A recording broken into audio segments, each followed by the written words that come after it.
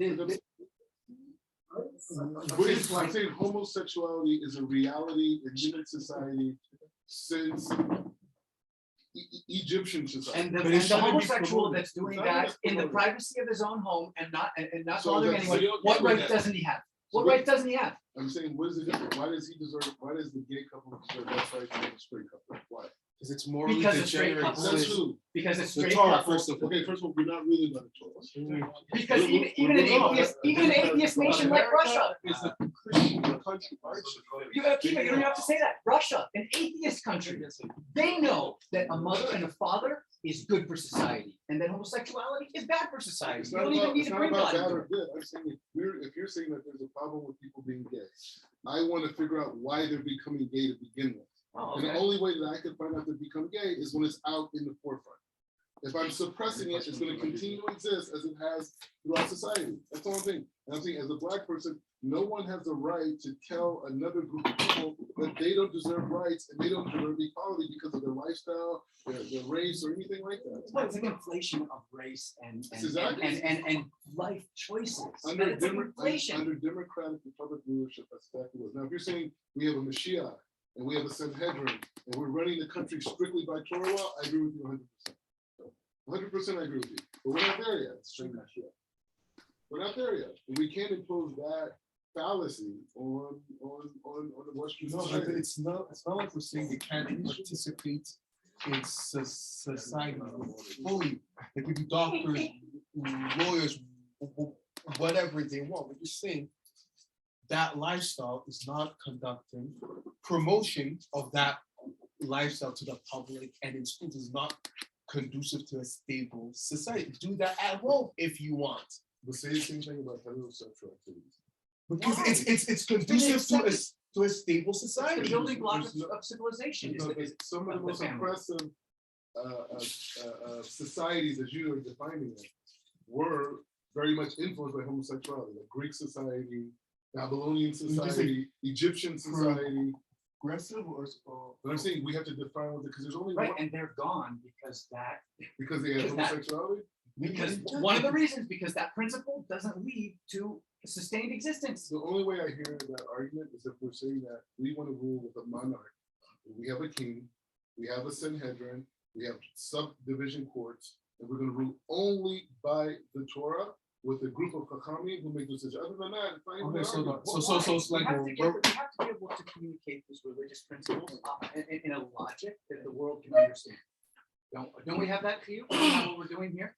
No. And is that what you're trying to do in America? Yeah, but America said we want to create our own court system, right? In a particular area where there's people that govern themselves by their own freedom of religion, that can govern themselves with Torah law. That's what we're saying. But if you're talking about from a government perspective, all governments are corrupt. So how is homosexuality and LGBT helping? Let's study. We're gonna let us finish. Let's study. So, let's start with the noun. Yeah, you did. No, I did not. So, Shavua Tov, good week for everybody. We have to continue our journey in the letters with Rabbi Ben HaKane. We're going to study what is behind the letter Noun. Noun, that letter makes the sound N. We have the ear, the first letter, Noun. What is behind that? Before I explain, I want just to introduce in which situation we are. Avant qu'on rentre dans le texte, dans le texte pour expliquer ce qu'on a. We saw that in the alphabet, when we start from the Chaf, Lamed, Mem, we saw that all these letters, which make the sound K, L, M, they are rooted in the same situation. Meaning, all these words where we're standing, tout le monde où se trouve maintenant, start with the letter Chaf. It means that if you are from the A, from the Aleph to the Yod, You're not dealing with our word. Si tu es entre le Aleph et le Yud, tu ne vis pas dans notre monde. We saw that the Chaf is basically the potential, the actions of this word. But we have a problem. That potential is feminine. On a un problème. Son potentiel, il est féminin. So what do? We have to join to him a masculine dimension. On doit le rajouter une dimension masculine. This is the lamed, le. What basically we had the masculine aspect riding the feminine aspect. Right. So the lamed is one of the most important letters. Why? Is the perfect combination between feminine and masculine in order to create the capacity, the ability to act and to create and to make happen what you have here. And so, but we have a problem here because at that level, the man is riding and the female is under. It's better than here. It's not the best. Said, the best is when the man or the masculine dimension come at the same level and the creator letter mem, m. So basically when you say k, m, you're dealing with three different situations of life. Quand tu fais que, le, me, tu gères des situations différentes dans la vie. So now what's happened? He said, once we start this, he said, this is the key letters because they are the first letters of this lower word. Ça, c'est les lettres clés parce que c'est les lettres clés de ce monde en bas d'où nous sommes. With that letter, I create a first word. Meler, the king. Here is the king, it's Meler. Here it is. Meler. He said, but what's happened? You have to understand, he said, that the next letter, where we're going to see Chaf and Vav working together, it's not the Noun, it's the Samer. I make a Chaf like this, the Samer make the sound S, and the Vav like that. Is my Samer. So now the question is, what's happened here? Why the N? The Nun is missing. Because the Nun is the Nun of the Nachash, the serpent. This one we're going to come, basically change the plane. If you remember well, si vous vous rappelez bien, I just make a resume of the two last week. When we arrived here, so the Lamed, let's say this was solved, feminine aspect, we solved it.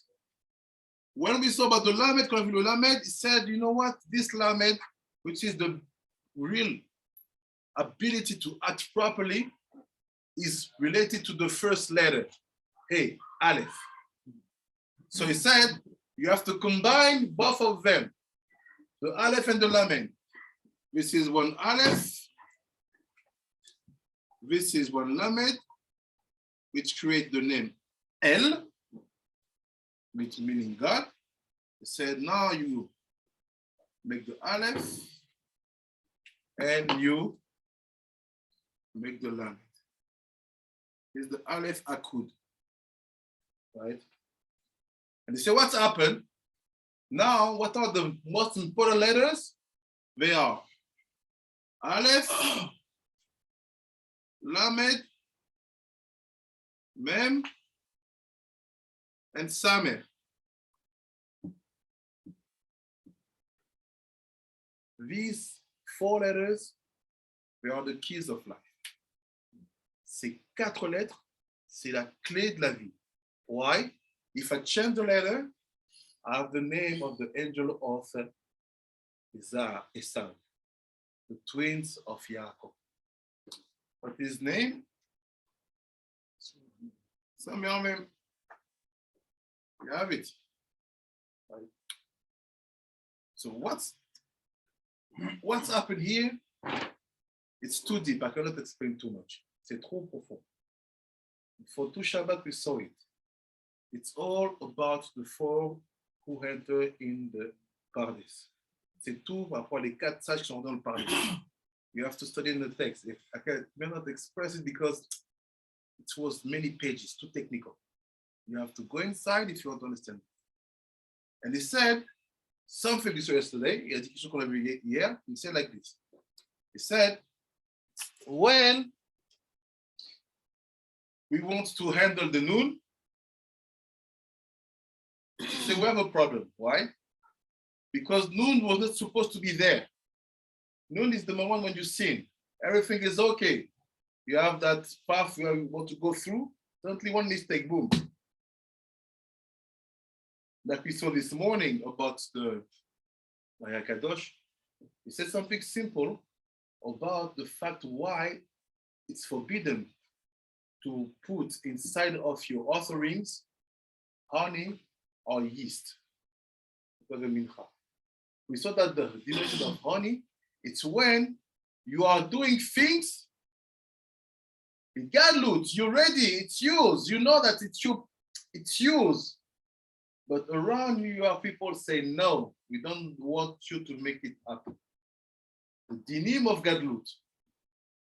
So sometimes you have a path, you are ready, and you fall. Right?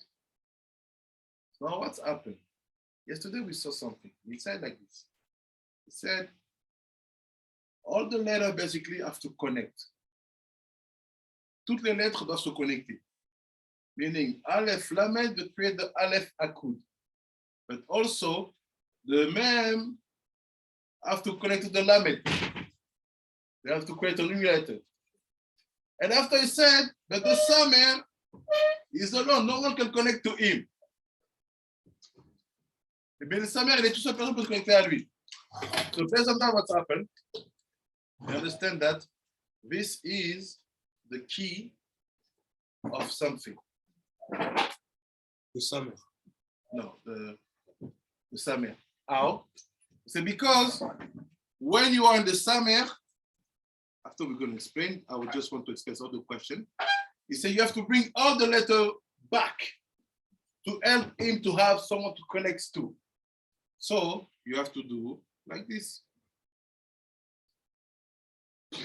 Right? What is that? Salem. Melchizedek. What do you get? This is the rectification of the summer. Of the summer. What is the summer? We're going to see after. What brought Abraham, our fathers, to deserve the blessing of the chief of priests, Melchizedek, to say, now you are the Kohen, you are the priest, because Melchizedek was the king of Salem. In that place, Salem is written with Shin. And we have no problem. We know that we can see between Sin and Salem. We're going to see how and what. Are we dealing here with the transition from Chachma into Tivuna? And like that's where the issue comes. On Chachma, we know everything is Shalem. And once we get into Tivuna, that's when issues start. So the tikkun here is to put Tivuna first, and then these next three letters of an aspect of Chachma, because Imakol equals 72. So it's like, yes, you can have Pirud in the Machzah, and yes, there's problematics, but as long as the Chachma is there to fix things that come into this period somewhere. I can stand, but I think the question has to be formulated in different ways. Ça peut tenir, mais il faut mettre différentes questions. Let's say, Rabbi HaKane. It's among the four, I'll give you some hint. Among the four, the first Rabbi, Ben Azai. What is to achieve? The fact to achieve the Pardes is to achieve the Aleph. But to achieve the Aleph, you just have to achieve the Lamed. So Ben Azai, you have to the Lamed, and he start to make place and to achieve the Aleph. What happened to him? He died. Rabbi Akiva, he arrived to the Lamed, and he saw that the way started to be narrow. Il arrive au Lamed, il a vu que le chemin était étroit. He said, there's no need to force. So this morning, don't force. Be sure that everything is smooth. He said, you know what? It's too narrow. I go back. So he went back to the lamed, to the man. What happened? When he go back, suddenly the angel opened the gates to him till the Aleph. Just because you said, you know what? It's not the moment. Wait a little bit. And open the gates. Like saying the morning, Kadosh, be careful about the opposition. Because you can be ready. You can be the best one. But if one man can contest, it means that some dinim are standing outside. And when you apply your ID, it's not standing. So Rabbi Akiva said, no, you know what? I back up. And he was the only one who will achieve the Aleph. Why? Just because sometimes there are situations telling you, giving you information. You are getting, suddenly you see that the door is like this.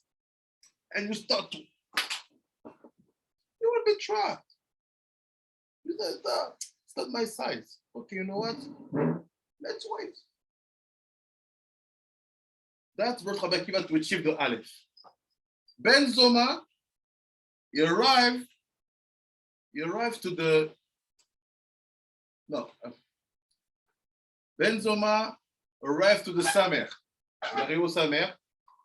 He said, where is the exit? There's no exit. I'm trapped. He became crazy.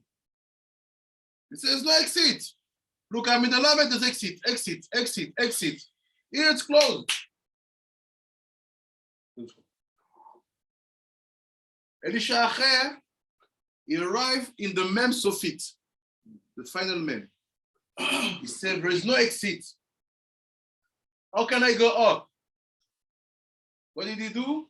He decided by himself to switch the Mem Sofit to Osamer. You know what? It's not a Mem Sofit to Osamer. You know what? I'll go with my friend. And he become Kofer, heretic. Which is like the same as great. So all the problem is that we never act properly when we are in a situation where the solution is not obvious. Instead of sitting and maybe say, look, Rabbi Akiva, he achieved the lamed. Let me answer to him.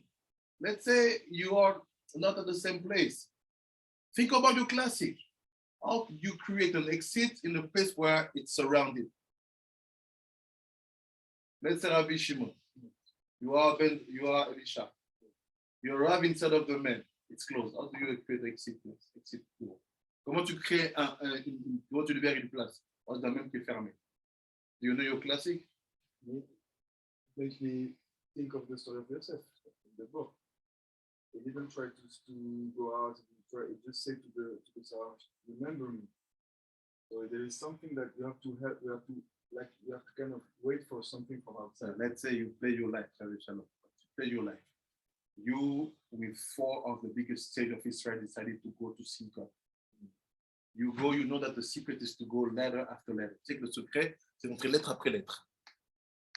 And you arrive in the Samer. You are in Samer.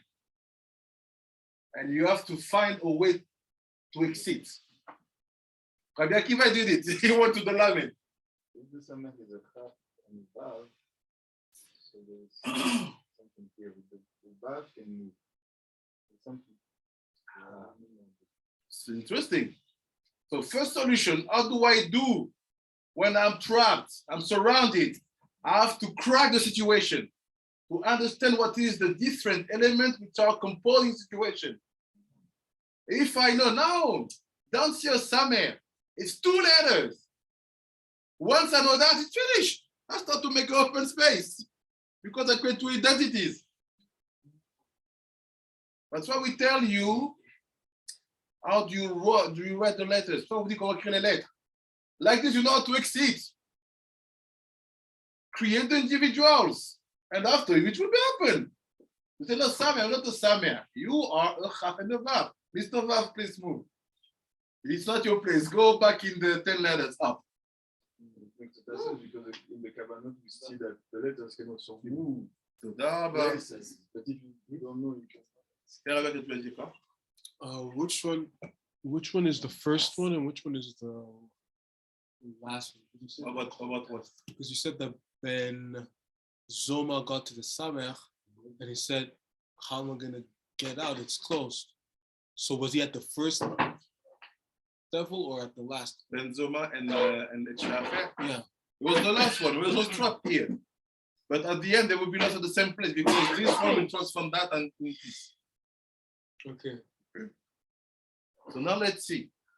All the purpose is to understand that Samermen, Salem, Sulam, all these, they are the codes to know how to go up.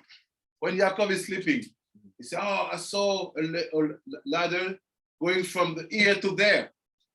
Sulam, what is Sulam? Sulam. So with the Aleph Kolel, yeah, Sulam. When we see also when we wrote the word Salem, if you do the Aleph Akul, it gives us the and this the clue that we need to that this composed with two layers because here the summer and the man is je vais le dire en plus. Le summer et le man. No, it's not. Say it French. Yes. Il entoure le lettre L. Ok? Oui. Donc, en fait, c'est vraiment la clé. C'est-à-dire qu'en fait, ce qui entoure le L, c'est-à-dire c'est composé de deux lettres. Donc, en fait, il ne faut pas regarder le Samer et le même comme étant une seule lettre, mais composé aussi de deux mêmes. Donc, à partir du moment où on a ça, on a par exemple le même sophique, c'est la lettre. Et Samer, c'est Kraf et Kraf. Exactement. Du coup, au milieu, on a la clé. C'est L. C'est ça. Enfin, Say, in this case, when we help the Samer to be built, with that letters, we see that Samer Mem, which is the code name of the angel of the 70 nations, is the letters are separated with L in the middle. So how do I do that? I just separate the letters. That's why we teach the letters to you. Don't see one shape. See the combination of different shapes. Because when it's only one shape, you always have an open gate. If it's yod, open gate. Resh, open gate. When it starts to be combined, you can feel that you're surrounded. Quand ça commence à être combiné, tu penses que tu es entouré. So what do you have to do if you feel that I'm trapped and I'm here? Just keep in mind, it's not one block. It's the combination of two things. Start to focus of each aspect. You say, no, it's not Samer, it's Chaf plus Vav. You will see, it will be open. That's why you have to know your classics. So we have two letters that we can't get out of, the Samech and the Mem Sophi.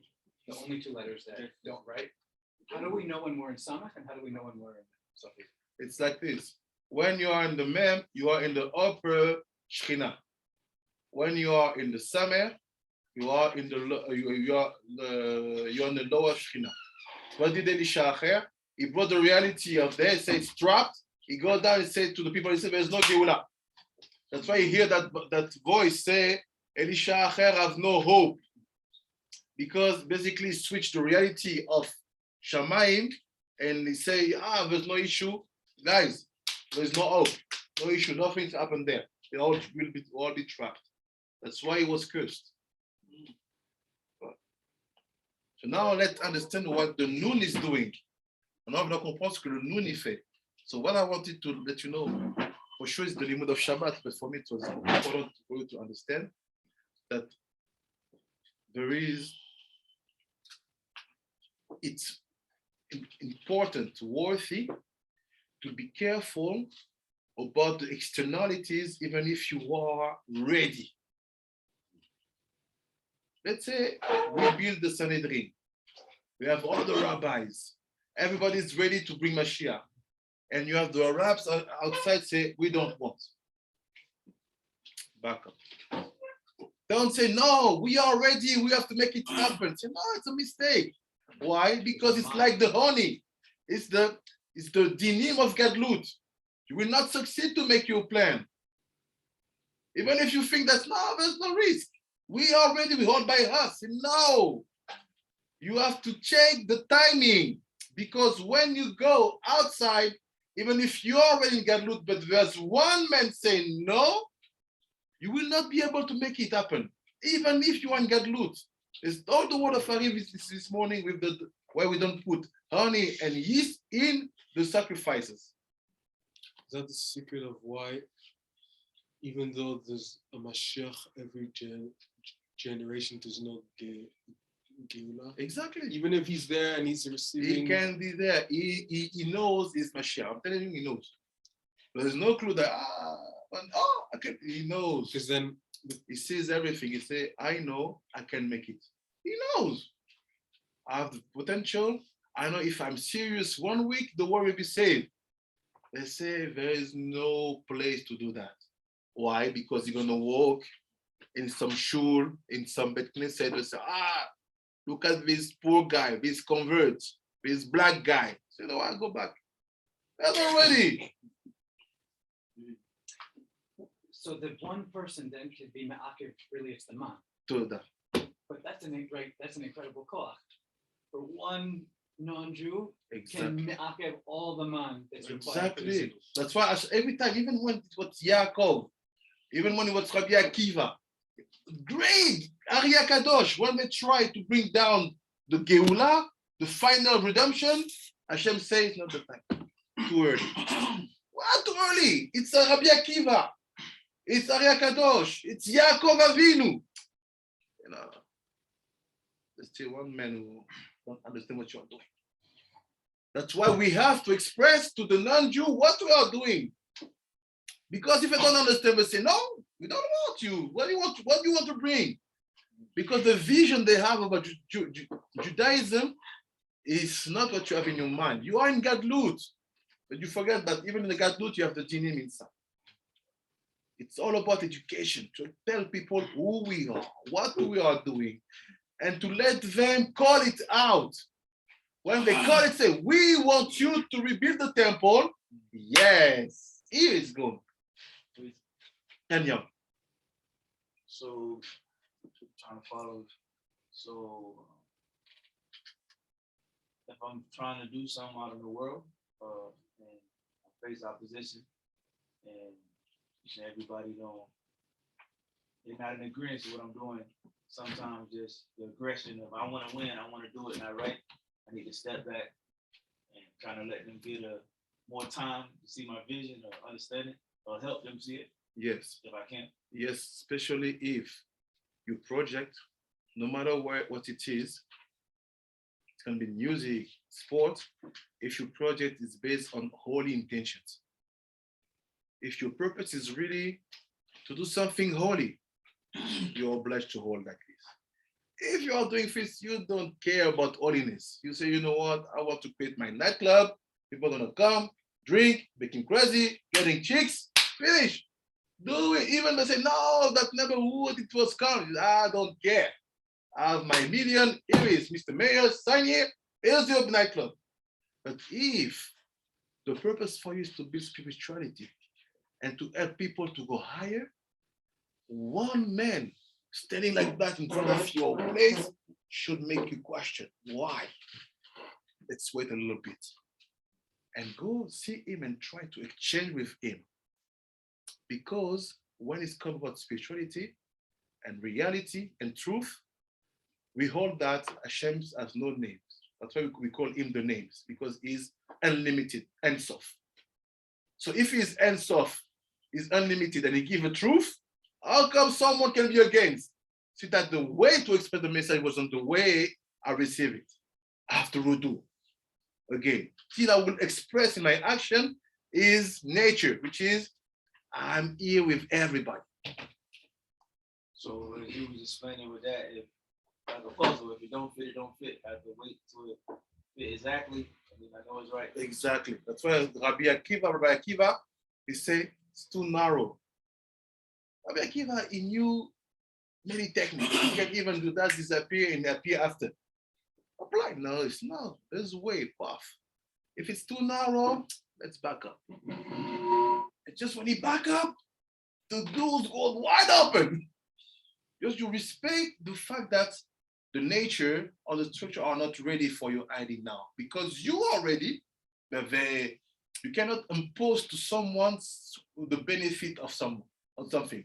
You have to accept to receive that. Right. If you don't receive that aspect in spirituality, it will be terrible. All the people who push and try to bring down redemption, even if it's all the time, they die. And we have a bunch of lists. People say, no, I know I'm the Mashiach. It's now. I don't care, I suffer too much. Okay, woo! Die. The worst is the sin.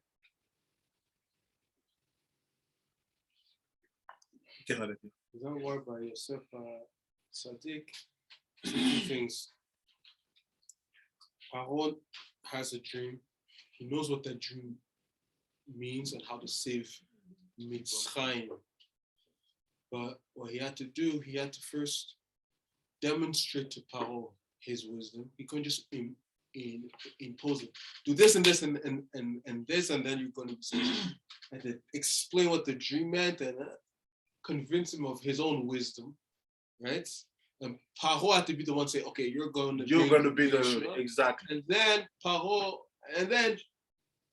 Paro does two things. He gives him a new name, because the Egyptians also have to accept that he's the one who's going to bring him. So if he has a name like Yosef ben Yaakov, where is that migrant? Right? He has to give him an Egyptian name, so they also accept it. And then he has to give him an Egyptian wife. Exactly. Because relate. So it's more than relate, because because in relation to them, they're Nukva and he's the Zah, because he's come to give them Shefa. So he has to have a wife that reflects them. Exactly. That's why he said, he never came in front of Pharaoh and said, you know what? I will interpret your dream, but let me tell you something. I'm the one who can save your country. No. This is what you see in American Hollywood movies. They start the speech. I'm the one. I'm the great. I will make you great again. I'm not judging, giving you an example how it works. First of all, you see, I'm great. And after I explain to you, we all opposites. First of all, I explain to you and give to you the keys even you can do without me. Exactly. But we, the Jew, we are crazy because we hold it by us. We don't know. The guy, please, forbid to be proselytes. Go there. Don't open our books. No, explain to them and let them find in the text that they have to come one day to say, Mr. Jew, yeah, we study your books, why you don't build the third temple? Oh, you saw that in the text? Yes, like Paro. Yosef, you are the one. So maybe, I guess on a high level, it's everything you're saying, but isn't the most simple thing like dealing with human beings, right? If we get lost in thinking that we're dealing with the human being, like you said, it turns into this fight. I can bend this, I can twist this, I can force this, I can make this. But if in truth this whole thing is like a simulation, it's just us and God. We get somewhere and it's a wall and it's supposed to be a door. It's not that the wall tricked God. It's that God presented here a wall. So we have to, and so our interactions with human beings, this wall can't stand, get the sledgehammer, get the, and it's like, yes, whoa, so you've removed God. You now said, this person or this thing, and what you're saying, because at first I was like, well, what if the person just decides to forever say, no, I still don't get it, I still don't get it. It's not the person saying that. This is God, Paro heart, Hashem heart, this is God operating in this. So it wasn't that so much the letter changed or whatever, Rabbi Akiva backing up. It's like the friend of Hashem, not sure this now right now. Okay, let me take a step back. Now you get it, Exactly. This is exactly that. Like I said, I was talking with Mordechai in the morning. Many of you at the beginning, we had a strange impression of what I am. So, guy is strange.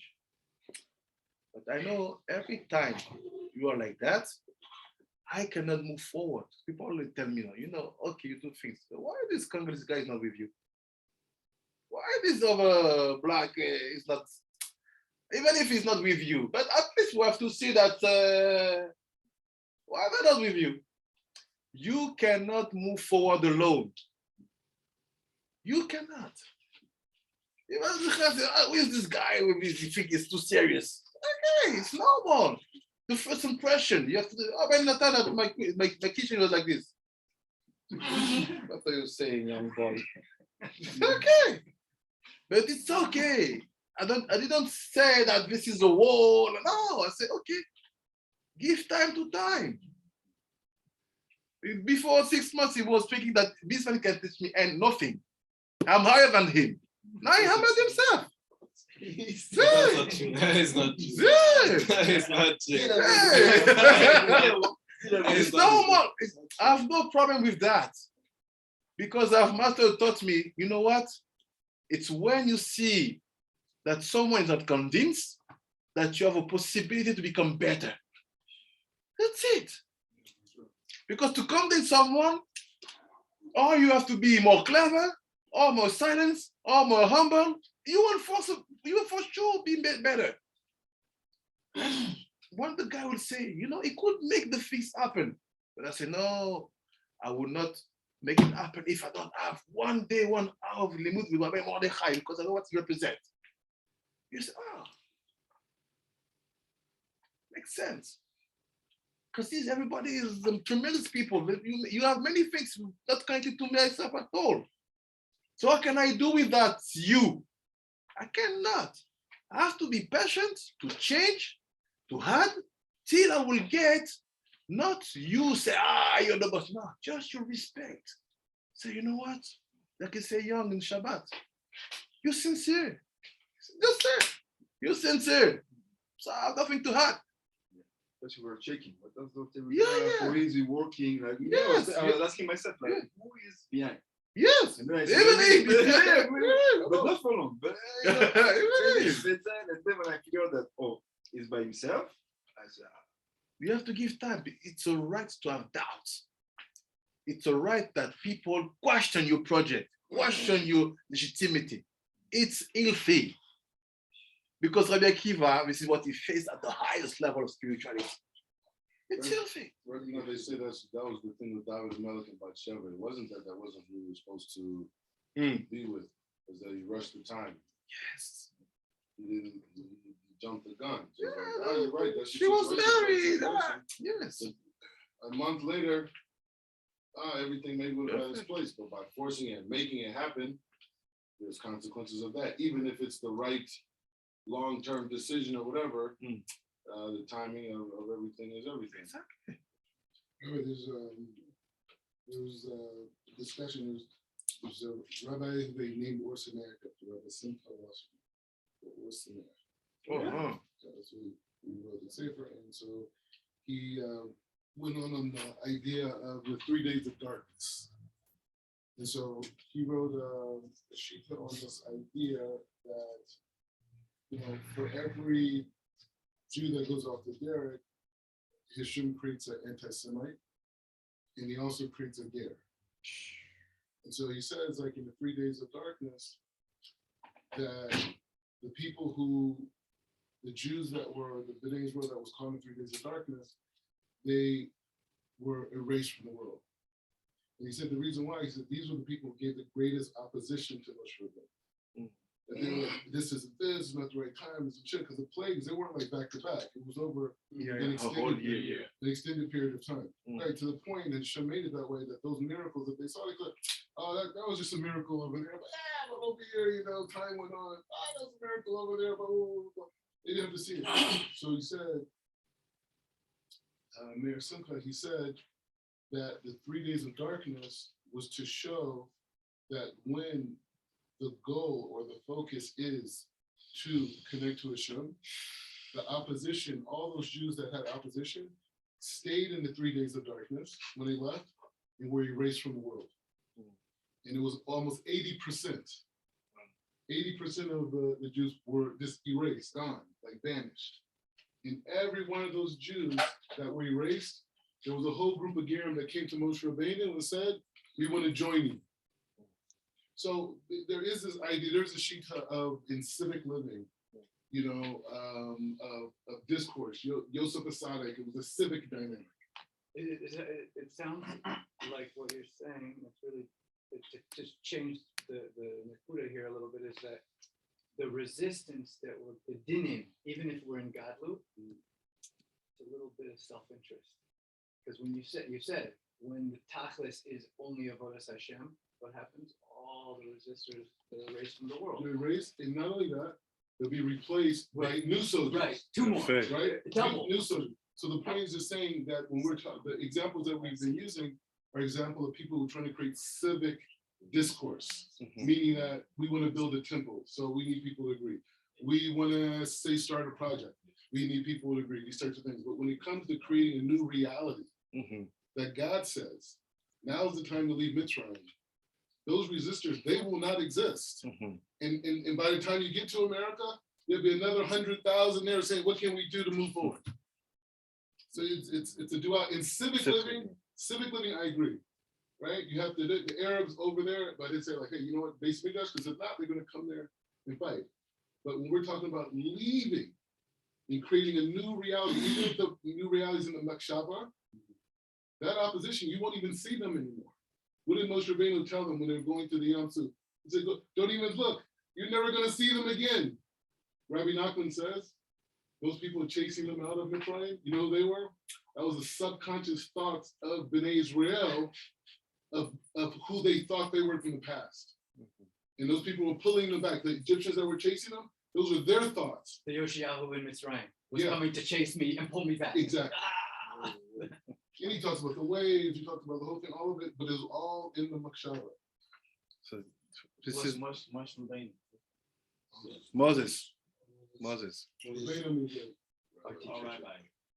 So now what's happened here?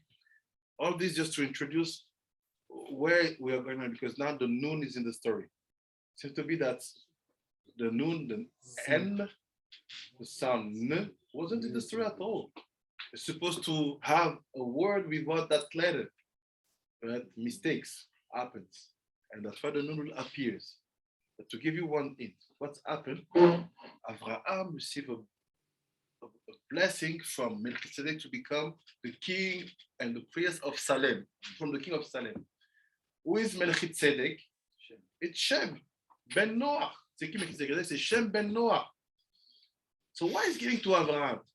Why, if the Torah talk about this episode, it means that it's not so normal to make this happen. Because in the other way, we know that Abraham was from Shem. On sait qu'Abraham était de Shem. Pourquoi tu me racontes cette histoire comme c'était pas prévu?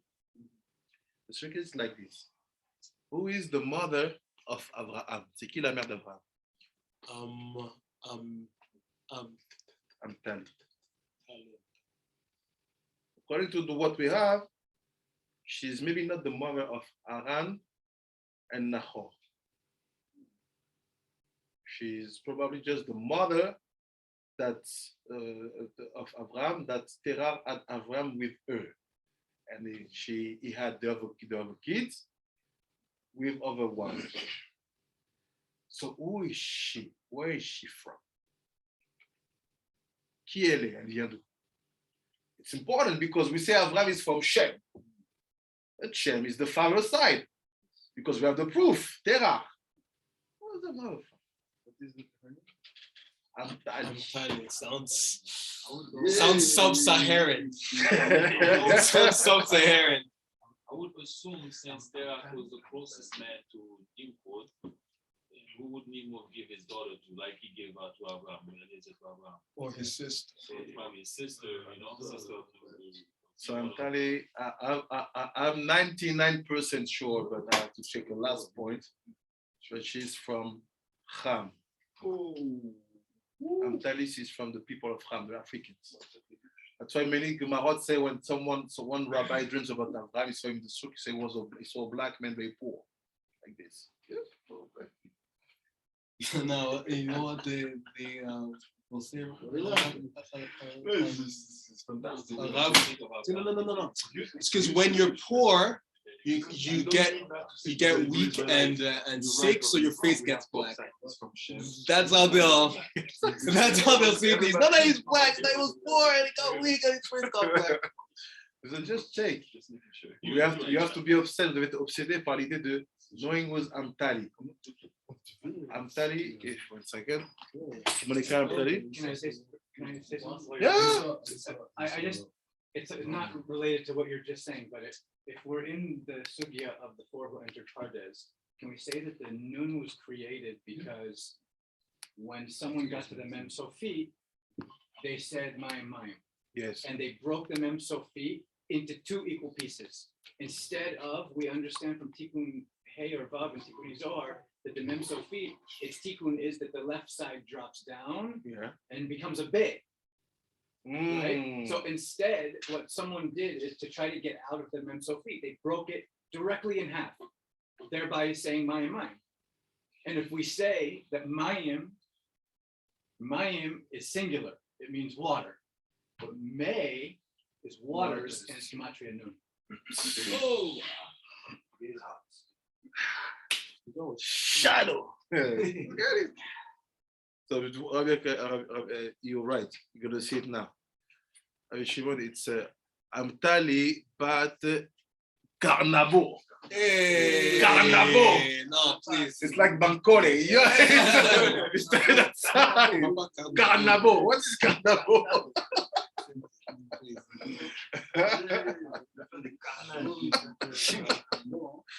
Amtali fille de Carnavo. So check it, because when he gave to Abraham the fact of being the high priest, it seemed to me that was a tremendous. What we do Abraham is I will change. It will no more be Salem, but Jerusalem. I understand now Could you say why you love Israel so much because they perhaps from the same The tribe. same tribe. Can you I say? understand now and also Can you say? First of all, it's Carnambo. Carnambo. I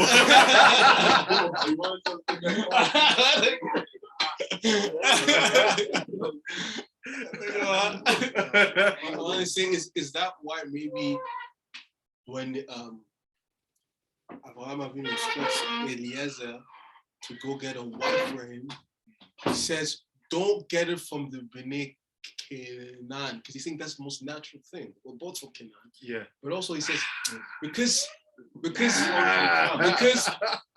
there's a natural affinity for that, Yitzchak is probably it will be much easier for Yitzchak to actually fall back into that Cham culture. Yeah. So he to needs find someone, a wife looks like his grandma. yeah, so, and then she's going to have much of a stronger influence on him because he just lost his mom and he missed her. So if you get someone from Canaan and she becomes a replacement for Sarah, and then and they're both from Cham, and then he's like into that culture, then Chas v'Shalom, he falls right back into the. Yeah. So get someone from Shem, from my father's side, who's very, and then. But you know, maybe we make the point that when Abraham sent Eliezer to find a wife, he was really telling Eliezer to find the original Aleph. Yes. It's your because it's El. Yes. And he's Abraham, Aleph. Yes. Right? Both of them were the Aleph and the Lamed. So he was going to bring that back after Sarah Manin passed away.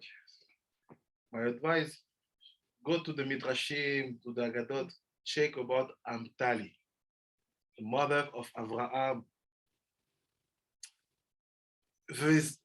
It's a must. Understanding who is the mother of the father of monotheism is the key to understand why he did what he did, till you are ready to take the son of your enemy. Nimrod wanted to kill you, to put you in the fire. To take his son Eliezer, you say, okay, come with me, I will help you. You're ready to go to marry the daughter of Paro. So, like you said, Rabbi Akiva, it's natural for you.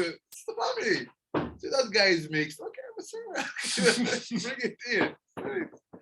So let's see the noon now. So that's why you want it. It says noon nikra abina noon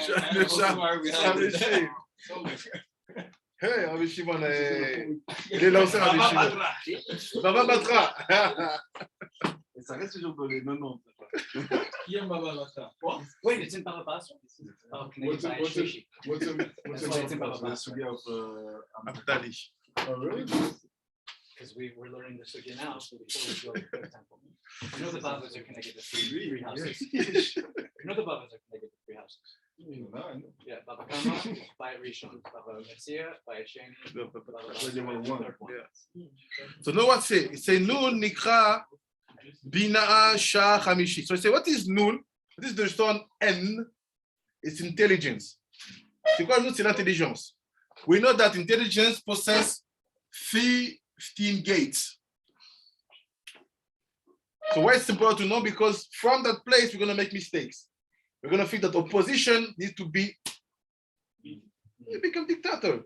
You say a guy, I don't want Mobutu. I don't say any names like that, no problem. I don't want Mobutu. Hey, sniper, boom. What is that? Because one man is opposed to your politics, you don't accept it. Parce qu'un homme il est opposé à ta politique, tu l'acceptes pas. We have to talk a little bit. On va parler un petit peu. Let's see. People who knows history, les gens connaissent l'histoire. We know that when the USSR exploded, they made accords. C'est quand l'USSR il a explosé, on fait des accords. What that accord is like this, that the NATO, yes, NATO, will not move forward, and also the Soviet Union will not try to get the country back. It was written black on white. So what did the NATO? They don't respect the deal. They start to get countries. Lithuania. Yeah, countries making wars in Kosovo, getting that. So, oh, guy, well, the deal. The deal is that don't bring me to feel in danger. Because if I feel in danger, like we say, I'm black or I'm Russian. I will do something. So now what's happened? Not only that, they took all the former Soviet Union countries, they bring it inside of the NATO. They were supposed to stop in Auschwitz. You know, Yeah. Why? All the former republics were supposed to be a buffer zone. Yeah. In Russia, Yeah. in Europe. Yeah. Ils veulent faire ça et de plus avancer l'OTAN. Mais ils ont commencé à prendre les anciens pays de l'Union soviétique. So based on that, I'm telling you, don't look at the news. Be clever, no story and history. So based on that, let's say Putin. This is a real Russian. He's a Tatar. He don't know how to be calm, okay, you know, after 2 days of war, I will use the nuclear bomb. It's a Russia. It's like you have that Uncle Jew, you know, always when he's ready to beef. Yeah, we know, it's him. So now what's happened? You start to get things, and he knew that. That's why he wanted to keep the power ship so long. So that's me, because I know what they want to do. So now what's happened? Your chief Ukraine. All the time before, we were quiet. We said, okay, you get Latvia, okay. Now you want to get Ukraine? No, here we go back. Because the accord, who violated them? You. When you violate, after I take back my Crimea and Georgia.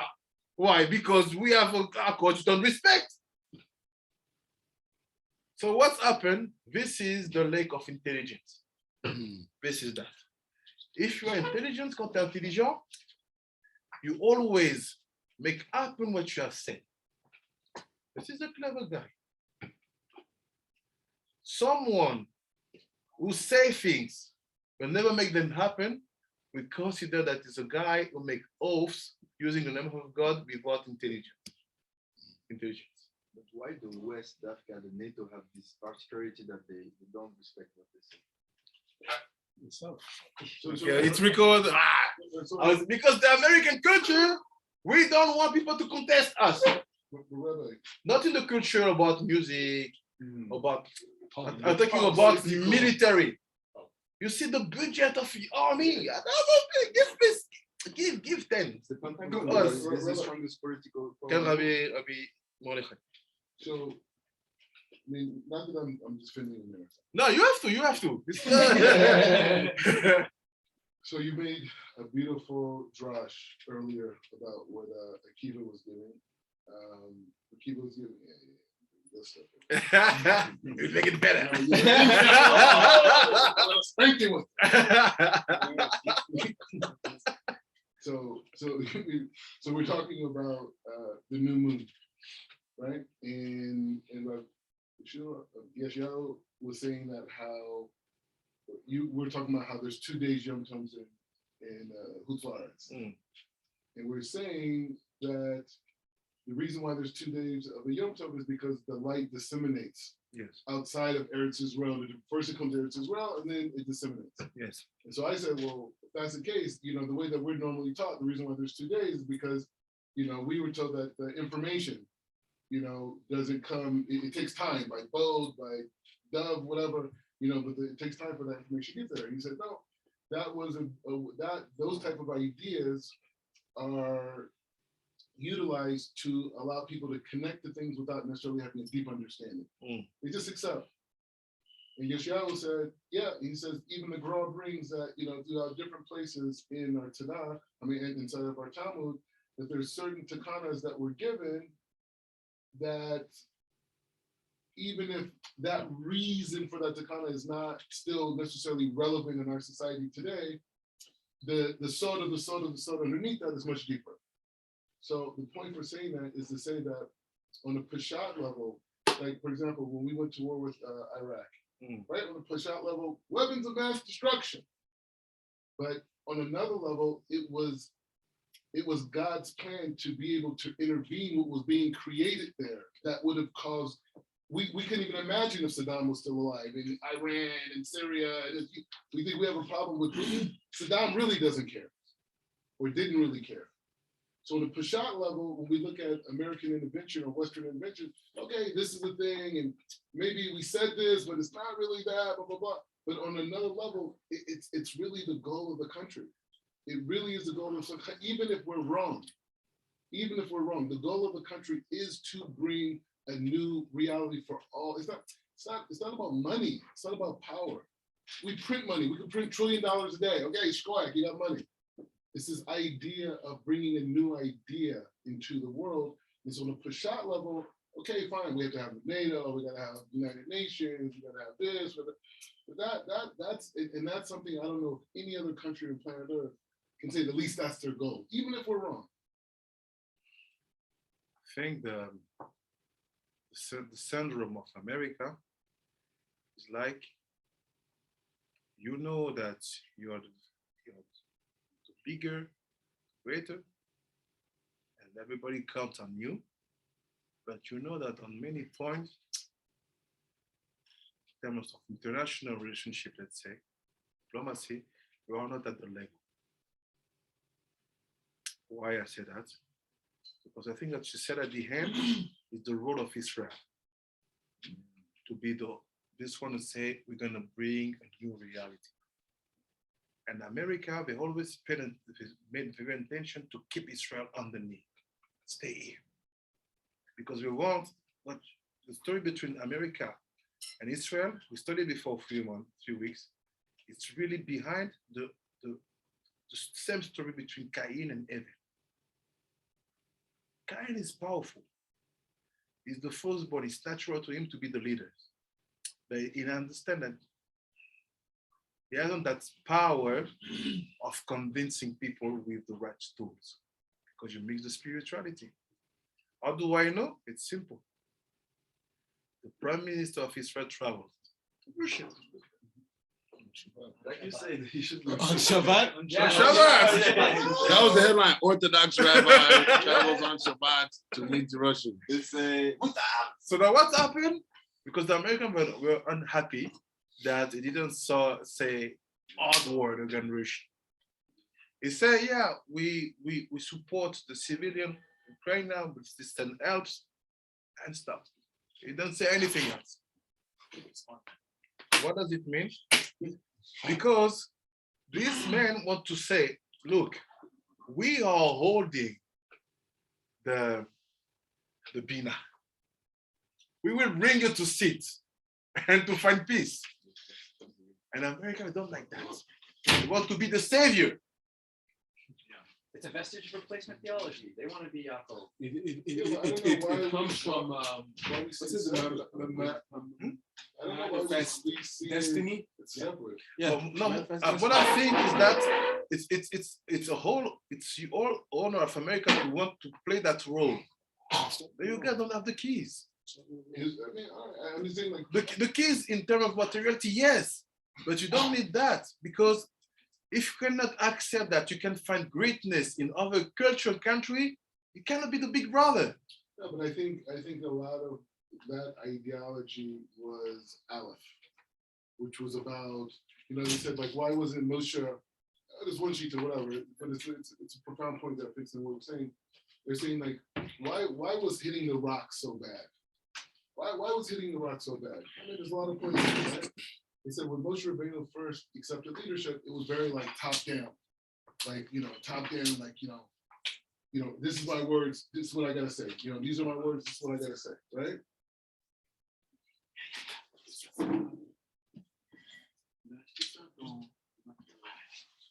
C'était que des filles. So the idea was it was top down leadership, right? And so Hashem wanted to create another mechanism of leadership, which was more of a horizontal space. Not just saying, do this now, do it now, God's gonna punish you, do it now, this is what we should do. And that was a lot of America's, like you said, manifest destiny attitude in the beginning. But now, like I said, years ago, for more than 12 years now, this is the idea of soft power. And this is the idea of speaking to the rock. Not hitting it with the stick anymore, speaking to the rock. And so now going forward, it is about seeing the beauty in Congolese culture. It is about the beauty even in Chinese culture. But the problem is, they're not Moshe. Soft power speaking to the rock, Israel needs to find that between that, not America. America is replacing the role of Israel, saying, we're the nation that's going to save the world. Israel 1948, or we're talking about? We're talking I'm talking about Israel in a spiritual concept. Okay, so And I'm but talking about America as its so I'm saying spiritual when that concept. idea manifests here, then I think it's something to talk about. But I'm thinking to then, this is what God Nobody, is showing. until then, nobody has the right to take that role. So, Until then, that role is our role, because you're going to do it wrong. well, so Whether it's the Chinese or the Americans or even the So or going to even be chaos. the Russia also Congolese, it would all fail. No, chaos doesn't mean that if you don't have one head that people will kill themselves or we kill the others. People they know how to protect their country and to make it worthy. You don't need to come to tell someone what to do to become to have wealth and so on. So this is the point is, if you want to play that role of being the model, you need to have the truth in your head. I agree with you. right, so if I could say something, maybe, That's to the point you made earlier about like, America versus like this international sort of like holding, I think, and I guess to me it ties back and relates back to Torah. And I guess the essence is, right, like if you're going to speak it, you have to live it, right? If one is going to bring liberty and freedom to people, if they say a guy is a big Torah scholar and such, how does Hashem evaluate it? He checks his home. Okay, how does he live out the Torah amongst his wife, amongst his children, amongst the people that see him close to every day? It's easy to show up somewhere outside the people that you see for 30 minutes and you're a big Talmidei Chacham, but for the people that see you every single day, day in and day out, is that what they see? Do they understand you to be this big Talmidei Chacham and student of Hashem, and one that's, Avodas Hashem, Derek Eretz, good midot, like, and so I feel like on a political level or the spiritual political level, of course, for anyone to assert and say, hey, we've got the plan, we have it right, the logical thing is to check the receipts. Okay, how do you treat your own people? What is the reserve, whatever's on your own land? What is it you have amongst your own folks? Which is why some say why no one really has been able to take into that space, because everyone has this sort of inconvenient machloket, but not necessarily looking at it as like, as you say, this thing is too narrow. Okay, let me take a step back and figure out how to, whatever it says, like, no, smack them in the head, get out the way, we're doing this anyway. And of course, like, well, how can that have the blessing? Like I say, if everything is still going to be Mida Keneged Mida, then even if one does, quote unquote, went the right direction at the wrong time, there's still a penalty associated with that, right? That can't be undone, because this is all a part of how it goes down. So I feel like, as I've gotten older and, travel more and stuff, you see like a lot of people's issues with America is almost twofold. One, it's like, well, what country have you gone into and made better? Yes. Two, it seems as if in your internal, you have many of the same things that you're saying.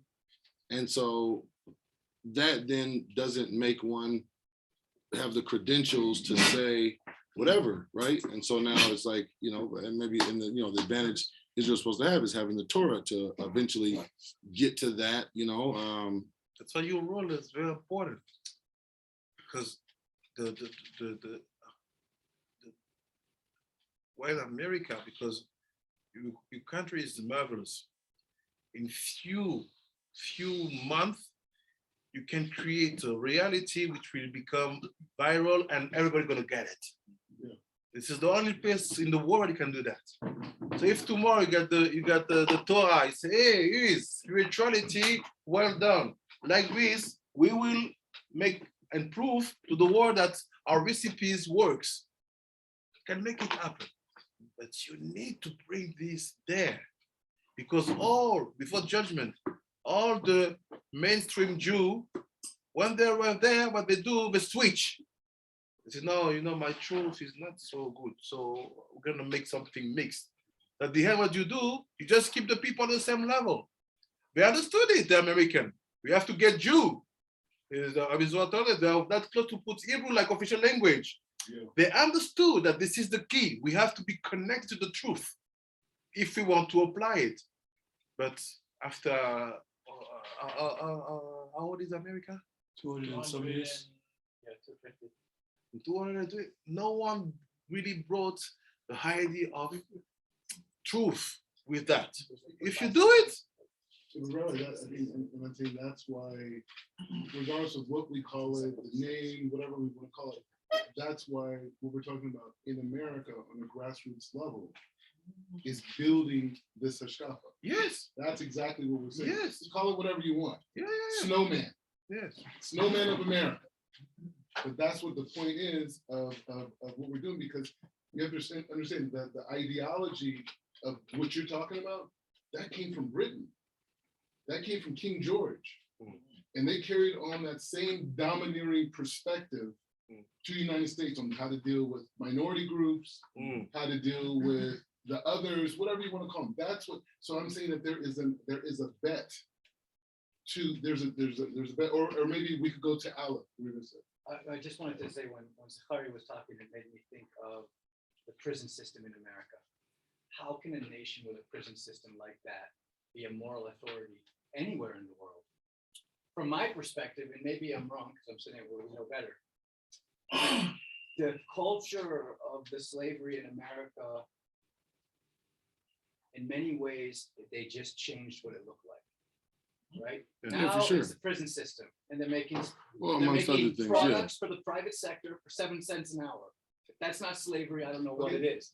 And then the whole system is built to incarcerate Black men at a much higher. I know, I did intern in the district attorney office in Pittsburgh. I went in very right wing. Institutional racism, it's a lie. It's not a lie. I saw it in the courtroom. I saw judges handing out the sentences. And then it just hit me that maybe that's why America has gone so bending over so backwards to be so woke. It's because they have a guilty conscience. Well, They know they didn't really fix the problem. If I could too, I'd say two things. A, you can't even get to African-American slavery without addressing the decimation of Native Americans, right? So even that alone is like even if you're getting to the root of the issue, you didn't dig deep enough. The second thing would be, and that is that like you said, the model of things just has sort of, shifted or changed. But again, there's always responsibility in that. How'd you end up in this position? How did you get here? How did these? So it's never it's always going to be a sort of final wrong answer if it ends up on people, right? Because God is master orchestrating, and one ways to get in or get out is like the same with Hashem. But what I was going to say was, ultimately, the fact of the matter is that the slavery in America and what it has sort of created or evolved into is an example of like you said, kind of help with the human struggle of like, how can I be best if I'm not better than you, right? Me being best on my own, if that's something I'm insecure on, I can only rest that on someone else. So I need someone to be the bad guy. That's what I appreciate the most about Judaism. I always tell people all the time, there's no boogeyman in the Torah. There's no, it said, oh, and then one day the boogeyman came, and Christianity is the devil. My grandma used to say, she said a story, a guy walked outside, seen the devil under a tree crying. They said, Satan, what's wrong, man? He said, man, everybody always blaming everything on me. You know what I'm saying? Like, right? Because then there's no accountability. And so as long as that becomes, and that's why the whole masterful structure that's been allowed to play out opens the door for what real truth is and feels like. The thing I was going to say, the Rabbi saying that is different to bring this to America, if it has, the thing is, you have generational involvement, right? So in the desert, you had the people that were slaves. They're not going to be able to enter the land. No, not a chance. You got a guy that's traumatized, PTSD. This guy's going to need bread from heaven, never have to go to the bathroom, water from the rock, this guy's on vacation the rest of the way. Now the kids that are born into that are like, man, we've been outside all day. We just get this, like, I'm ready to do something. Like, he doesn't know the struggle, but what he can really identify is the finesse. So to then bring into America, again, a new, whatever the case may be, you could talk to the guy that don't go to the bathroom and is just on vacation. He's laissez-faire, he's with it, not with it, whatever, he's not gonna do much. But to take those children born in the desert into the land, right? It has to be authentically exactly what it says, and it has to check out.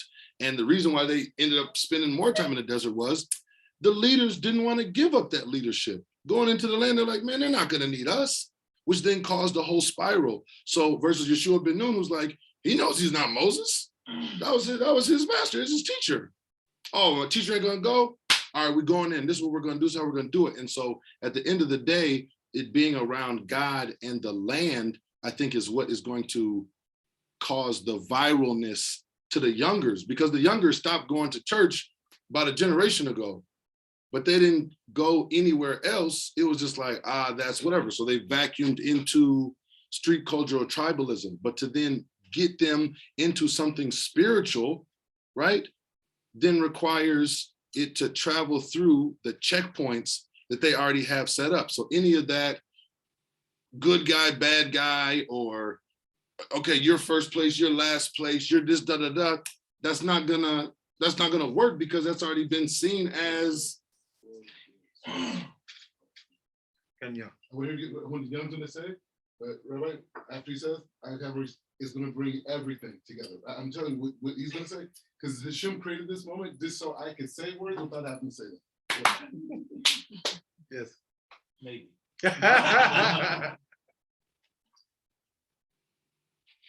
Maybe I'm limited, but to me, again, like I said yesterday, it's so simple. It's about being sincere. I feel like I live in America. And so what he stated, not being there, is obvious. You hitting it right on the head. You cannot help somebody else in another place when you're not helping your people in the place that you're at. And then Z brought it right back to the connection. Like, the truth is the truth. Like, if it's not, you don't have to be perfect in it. But if you're not sincere in what you're doing, we're gonna peek the finesse, and we're gonna peek the manipulation a mile away. If I'm living in a whole other country where I don't speak the language of a person, and I can feel the sincerity, and I don't know what they're saying, but I go to somewhere where I'm from, and I hear what you're saying, I don't feel the sincerity. It's like, I mean, you gotta trust what's in you. Like, if I walk outside, it's hot, to me, it's hot. If it's cold, it's cold. You can't tell me that my skin not burning. I feel it. So maybe it might be a different temperature to somebody else, but I think when you get to a certain degrees, we all realize it's hot. When you get to a certain degrees, we all realize that it's cold. So you might be able to withstand the cold a little better than me, but it's still cold. Don't tell me it's hot. And then when you package it up and sell it to everybody, and what you do with your manipulation and your power, you say, well, hey, young, I'm gonna give you 2 million. Just tell them it's cold. And then I say, well, man, I can make it real cold for 2 million. It's cold. And then everybody start doing that, and it might work on a certain level. And I feel like being in America, the thing is never having that person that's sincere in power. So we ever get the person that's sincere in power, because like I said, when I ain't got nothing, oh, I could be super humble, baby. But then when I'm in position, it's like you ain't as humble, your thought process is a little different. So I feel like that's the hardest part. It just, instead of judging somebody else, I can say with myself. It's like, yeah, the higher you move up, the more I got. Like, yeah, I ain't eat peanut butter and jelly sandwiches. I want to eat somewhere different. Do I have to? No. But, and I feel like that's the struggle. And whenever we can meet that, and then everybody will feel it, then you wouldn't be saying that what you're saying. You know what I mean? And vice versa. So I think, Z, you hit it on the head. For whatever reason, the ones we're on the ground with. So they peeping everything 24/7. They know what's going on. So no matter how you come through with your coat on and your fly words and this, that, and third, it ain't gonna happen. So I just think it's about that being sincere up. And that's gonna be a hard thing, because the people up here, they gotta turn down some of their luxuries, So this is like the key. This is like probably maybe one of the biggest moments ever in my life right now in terms of being so like clear. So the thing is, so Yeshua was saying, and Zakaria, supported it, and this idea of like the prison system and how the thing is set up, and how it's just this repetitive thing, and it's designed to keep people down. And I'll say this is one of the greatest gifts of the Torah. I'm going to say, you guys are already there. I'm just going to say for myself, and hopefully you benefit from it. The idea of the fact that the Black man has been in prison, the fact that he was on a plantation, the fact that he went through segregation, that is the same system of Mitzrayim of 210 years that broke a man, that created a new man, that was connected to Abraham, connected to greatness, tons of talent. But that 210 years had to break him in order to become the man to receive the Torah Mount Sinai. So the issue in America is not, what this system did, or this people, or systematic racism, or this was like, it's like, no, what man is God creating that he has to put you in prison? Can you see God in the prison? Can you see God in the slavery? Can you often they find God in the prison. But can you see God's will in the fact that he put your ancestors on a plantation and had a man with a stick beating you and said, boy, do it? Can you see that? Can you see that racism that said, you can't leave this neighborhood, boy, stay in your neighborhood? Can you see that system that says, hey, you know what? I'm going to write a law and I'm going to free you from slavery, but guess what? If you break a petty crime, I'm going to put you in jail and do exactly what you said. That's God. What is God trying to create? He's trying to keep them separate, trying to keep you separate. Forget about separate. What is God trying to create? What type of man is he creating at the end of the sugya, at the end of the curriculum? What type of man is being created? Now, everybody's not going to agree. Not everybody's going to connect. But there is a portion of those people that are going to be pure enough to do exactly what Rabbi Pinchas is saying. He said that they could go to the White House. They could be over the military. They could be over international policy and say, you know what? We're here to bring righteousness, true righteousness. But the only way you can get there is not intellectual. It is, but it's also a building process first. And that building process is the harshness, is the negativity. And that's what separates my thinking than all these other people that connect to America. Because I see it as the Torah. This is another Torah. This is the Torah. It's not over there. It's not a nice book. The Torah is saying, no, this is what's being created right now. Same thing in Africa. Same thing in Congo. All this oppression, colonialism, all this fights, arms dealing, all this, building the same type of a man, and we're going to all meet. So Cook, I think, wrote an essay or a book that says when God becomes history. And I think you're talking about it. This is what it means. So my question is, why is the harshness on, why is it so specific? Because you're the one that's supposed to do the redemption. You are this. You're supposed to do the redemption. Yes, I mean, it's almost like, I mean, I think, That's the difference. That's why they're gonna be like, no, it's not him. No, it is him. Because he sees it clear. Because we have a deep concept in Torah, asking what is the purpose of suffering. Right? So if I consider that my God is the creator of everything, he creates light and creates darkness. Yeah. He creates good and bad. So the sage teach us, be careful. If you say that you have a faith, never say that when good things happen to you, it's God, and when bad things happen to you, it's devil. So no. Right. When you do that, you are an idolater. Yeah. Why? Because this devil Doesn't was have created power. by him also. Right, doesn't have the power. So after the question, what we do here is many times, Mordechai is already on the path before, is to understand what is that sufferance meaning. And we have in the Talmud one place called Brachot, talking about sufferance of love. What does it mean? They say, if you see that you're suffering and you have to check at the first level, you see, nothing is wrong. I didn't rob. I was okay, pay my taxes. I'm cool. If you see that this is okay, you have to make a second check. Mm-hmm. If you see that you still have the desire to say, Hashem, God is my God, I believe there is no change, meaning that it's not because you have been suffering that suddenly you will stop to worship your God. If you combine these two things, you have nothing to reproach to yourself, and you still have the same fire for your faith. Say what you're facing is called sufferance of love, Mm-hmm. reserved to only this one who are the solution for humanity. The Christian, they took it from us. They say, no, he died for you. It's not wrong. It's written in many places in our books. But when it should be done, it's not like one has to die for everybody. You have to die for yours. I have to die for mine. Right. Everybody have to be like they say. You have to die for yourself. Yeah. And this is the proof that you are the chosen one. Yeah. That's why he's saying, yes, we can make books on the system and say, oh, the system is bad. Or we can do like Rabbi Akiva, back up. Exactly, find God. Because after 210 years of slavery, that slaves become forever the model of freedom. So, so what he's saying, to your point, is like, why they double covering Randy Moss on the field? If you don't, guys gonna run free, you know what I'm saying? Like, so we've been saying, like, all the adversity is like writing your Hall of Fame speech. Now, and I think that obviously it's uncomfortable, it's frustrating, it gets tiring, like, man, they're on me, they're holding me, they're everywhere I go, every little thing I do.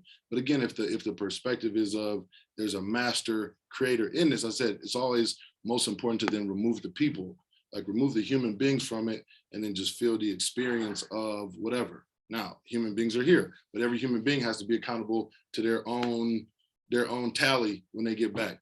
So, Rabbi, the thing I was going to ask you, just to like try to understand more. Yeah. So, in terms of the children of Israel, right, and our journey, because obviously eventually we do, leave the desert into the land. Now we're here flourishing, so we've sort of left. We have the Torah, and then you have, the desire to have kings. So then Hashem says, okay, all right, I didn't want this to be, but okay, King Shaul. So what was the difference between the journey of like Shaul and David? Or what was the like Hashem, like you could say like, okay, Hashem didn't want the people to have kings. So then you couldn't necessarily, or it would seem like it would make sense to say then, and Saul didn't want to be king because there was no king to aspire to be. We don't even have kings. And yet, in that being decided, the people wanted it though. So then, okay, we have to give one. So now, okay, this guy has to be king. But then sort of all throughout time, there was not been very many successful kings. But what was the difference between like the first two in that? It's like this, exactly what he said, yeah. Say like this. Why Hashem was upset when they asked for a king? When the prophet Shmuel just finished his task, he was also upset because in their demand, they were asking for a king who will be like the kings of the other nations.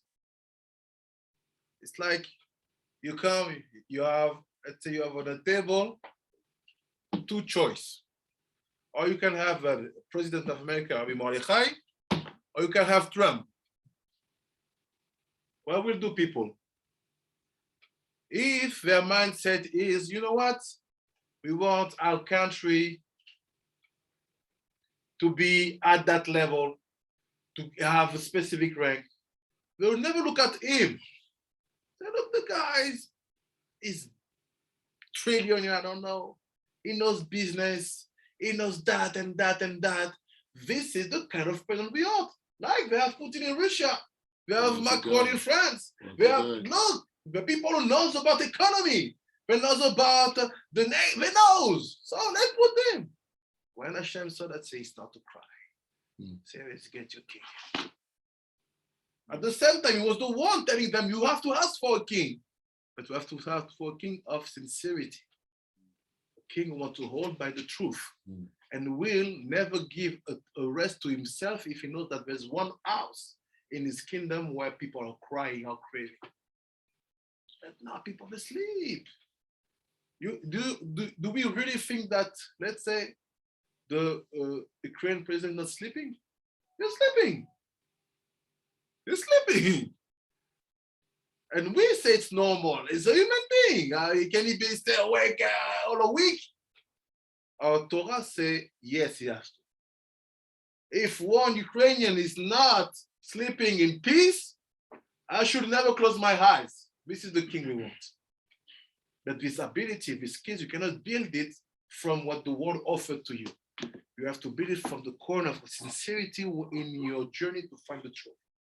So then why give so then why give Saul first? Why not give David? If you said they wanted him to have a sincere king and such, and like obviously David and Melchizedek have been the beacon of that. They wanted to choose the man was tall, beautiful, prestige. They got the king they asked for. Yes, they said Shaul was two head higher than everybody. You cannot. You see him from far. You see the guy. It's beautiful, long hair, blonde hair. What you want? Okay. Because he's not so sexy. A black Jew with his kippah, making shidduch to be America. Prestige. It's the White House. So even Obama, you have to have a style. That style, be cool, but still represent something. So then what was his, so then what, if he's all that, right? Tall as his neck. So then what's his issue with David? Because he understood that you can come from the wrong reason, but it's up to you to transform everything. But he messed up. He knew that the people made a mistake because Shmuel told him, look, you are here, but he's not happy. So if you know that, what's happened? Apply. Try to change things. First of all, kill Amalek. Kill this guy. No, I make my plan, because da. Now we have an enemy forever.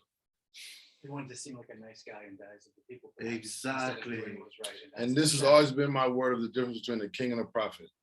The king ends up thinking he's there to please and make the people happy. And the prophet knows if it's not from God, he don't have no friends. Yeah. Hey, my guy's always in uniform. The ninja.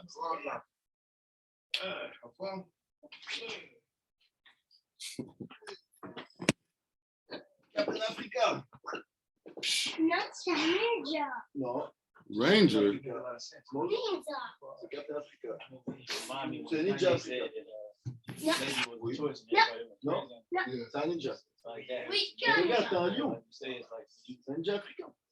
So ninja. Whatever reason. It's a Ah, relationship. ninja. Wow. You know what, man? Like overall, But I think just what you're saying, now, just switching it, understanding that no matter what, it's opposition. And that's at the end of the day, that's why we're the better athletes. That's why we're the better. You take those struggles and build off it. So once that click right there, it's like, oh, we done it. You know, we just started. You know, the greatest example of that in the culture is chitlins. Chitlins was the lowest part of the pig, right? And that's what they would give the slaves, chitlins. So the slaves took that and they put the salt on it, and seasoning, and made it into a meal. So if you could make chitlins into something great, the lowest part of the pig, surely you could take something decent and make it into something even greater. Yes. Chitlins. So let's see. You see what he said? He said that intelligence has 15 levels. La Bina a 50 niveaux. And he said, Nun share Bina. Alea amar akatru v'Elohim asher italchu avotai lefanav. So he said, that level of intelligence where you have the 15 gates open, this is the Elohim who was walking in front of your fathers, where in the desert. Meaning, if we want to have the experience of understanding what they were seeing and living in the desert, on va avoir l'expérience de voir ce qu'ils ont vu et compris dans le désert, we have to be able to achieve the final level of intelligence. It's hard. Because every time I'm not at that level, I will be making mistakes. Why? Because sinning is a choice.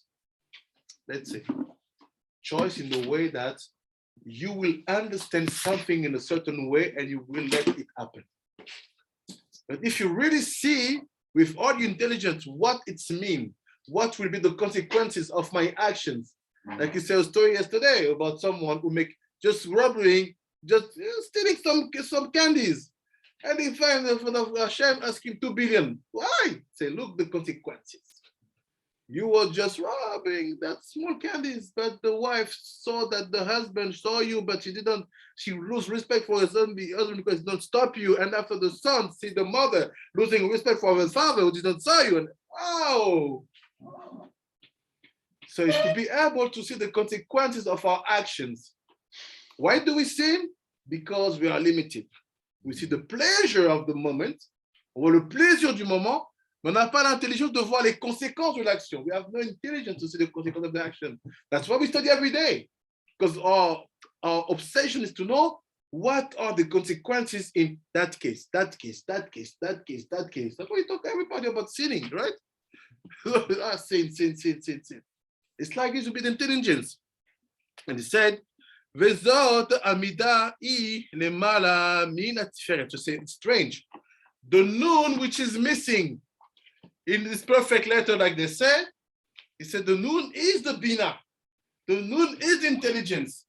That letter that we don't know why we squeeze it at the beginning, is the symbol of bina, meaning intelligence. Cette lettre-là qui nous manque dans le classement de Aleph, Lamed, même Samer, c'est l'intelligence. Meaning that our definition of intelligence is not what the sage define like intelligence. Okay, so now that's what it's saying. So we say, because noon represents spiritual falling. Yes. So how could something that's spiritual falling represent intelligence? But because noon doesn't only represent spiritual falling, it's also the door of organisms. So it's a light that we cannot understand. That's why we think Zohar. It brings the Zohar. That's why we think it's falling. Just we don't. But can we also say that, not to monitor that, but that when we go after our own intelligence is when we sin. Yes. I replace Hashem's intellect with my own. And then I fall. Yeah. This is all the question. When the states, all the states of the world decided to provide some service to the populations, they create Ministry of, now they call it education. But at the time, it was of teaching, enseignement. The purpose is like if you are a democratic state, you have to provide for every citizenship intelligence, meaning teachings, classes. So we see the problem now. It comes from there. Meaning if the democracy is built on the fact that you have to create a system where people are gonna be educated. I would like the word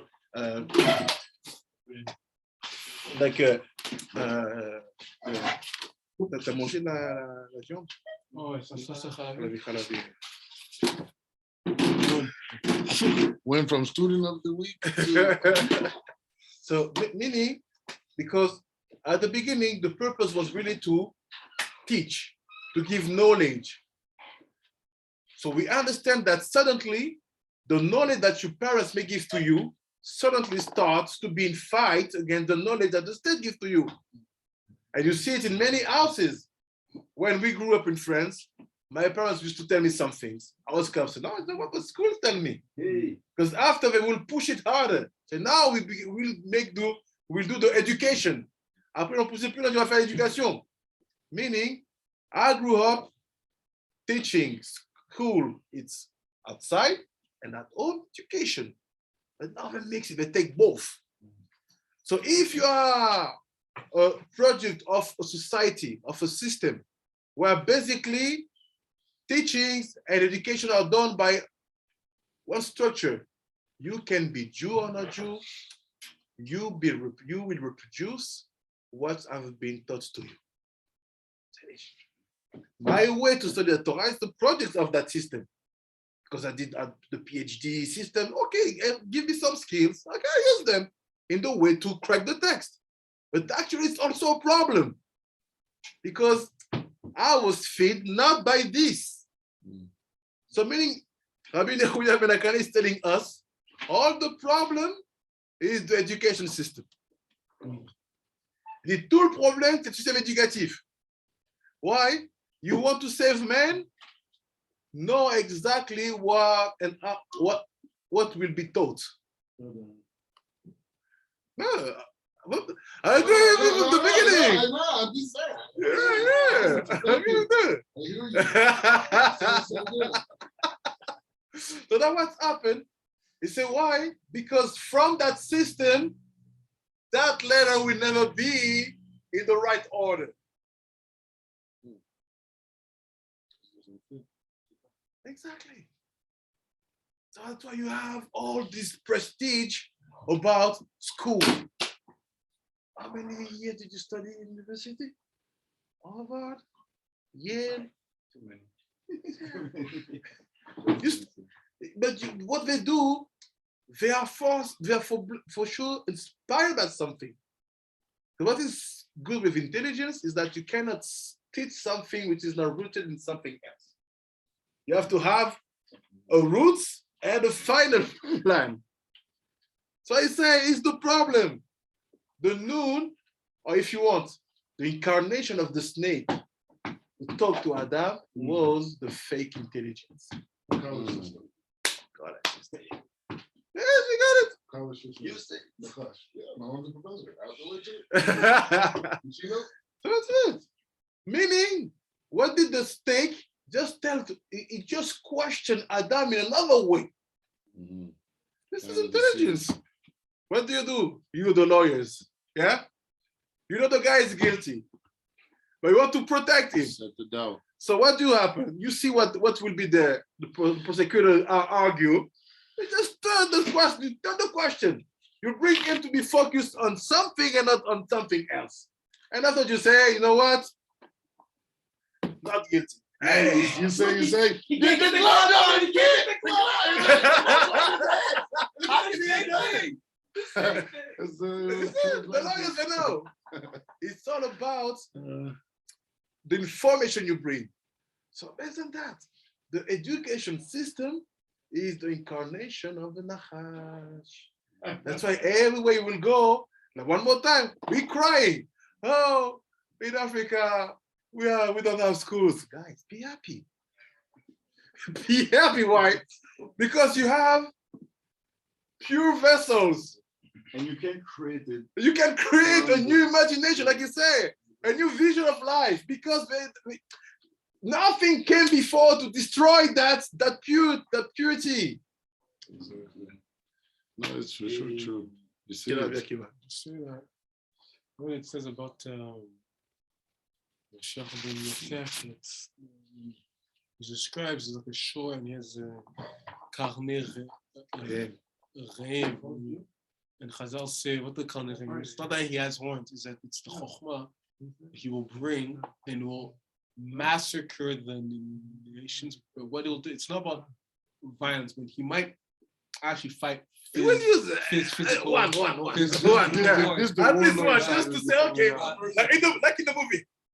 Even Moshe killed one man. He killed one man. Just so we see that he's Yeah, he's a real guy from the hood. but it's like he's gonna massacre all the ideologies, boom, boom, boom, boom, of all the 70 nations and re-educate them. And that's why Mashiach gematria Nachash. He's the incarnation of the Nachash Kedusha. Exactly. And like rectify. Exactly. Or what is your fight? Because it's in the afternoon we do the program of the rabbis, the dayanim, the judges, is to understand that for example, all the Ashkenazi rabbi from Eastern Europe, why they are so against the system of education. They're sending your boy going to study university. Because they know that. They know that since from the moment he's putting his feet there, it's gonna be hard. And people think, no, they are dumb, they are crazy, we don't understand that the world has evolution. Modern world. My child need to know how we make cars. Okay.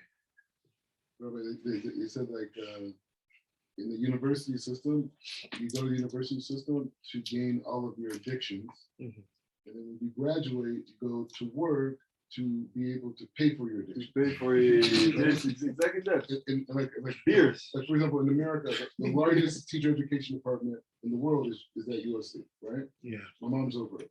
And so one of the things I said to her one time years ago, I was like, God, I taught so many students. I mean, because she taught at all the different levels. Like she was actually my 8th grade math teacher. Hey. One of the worst years of my life. You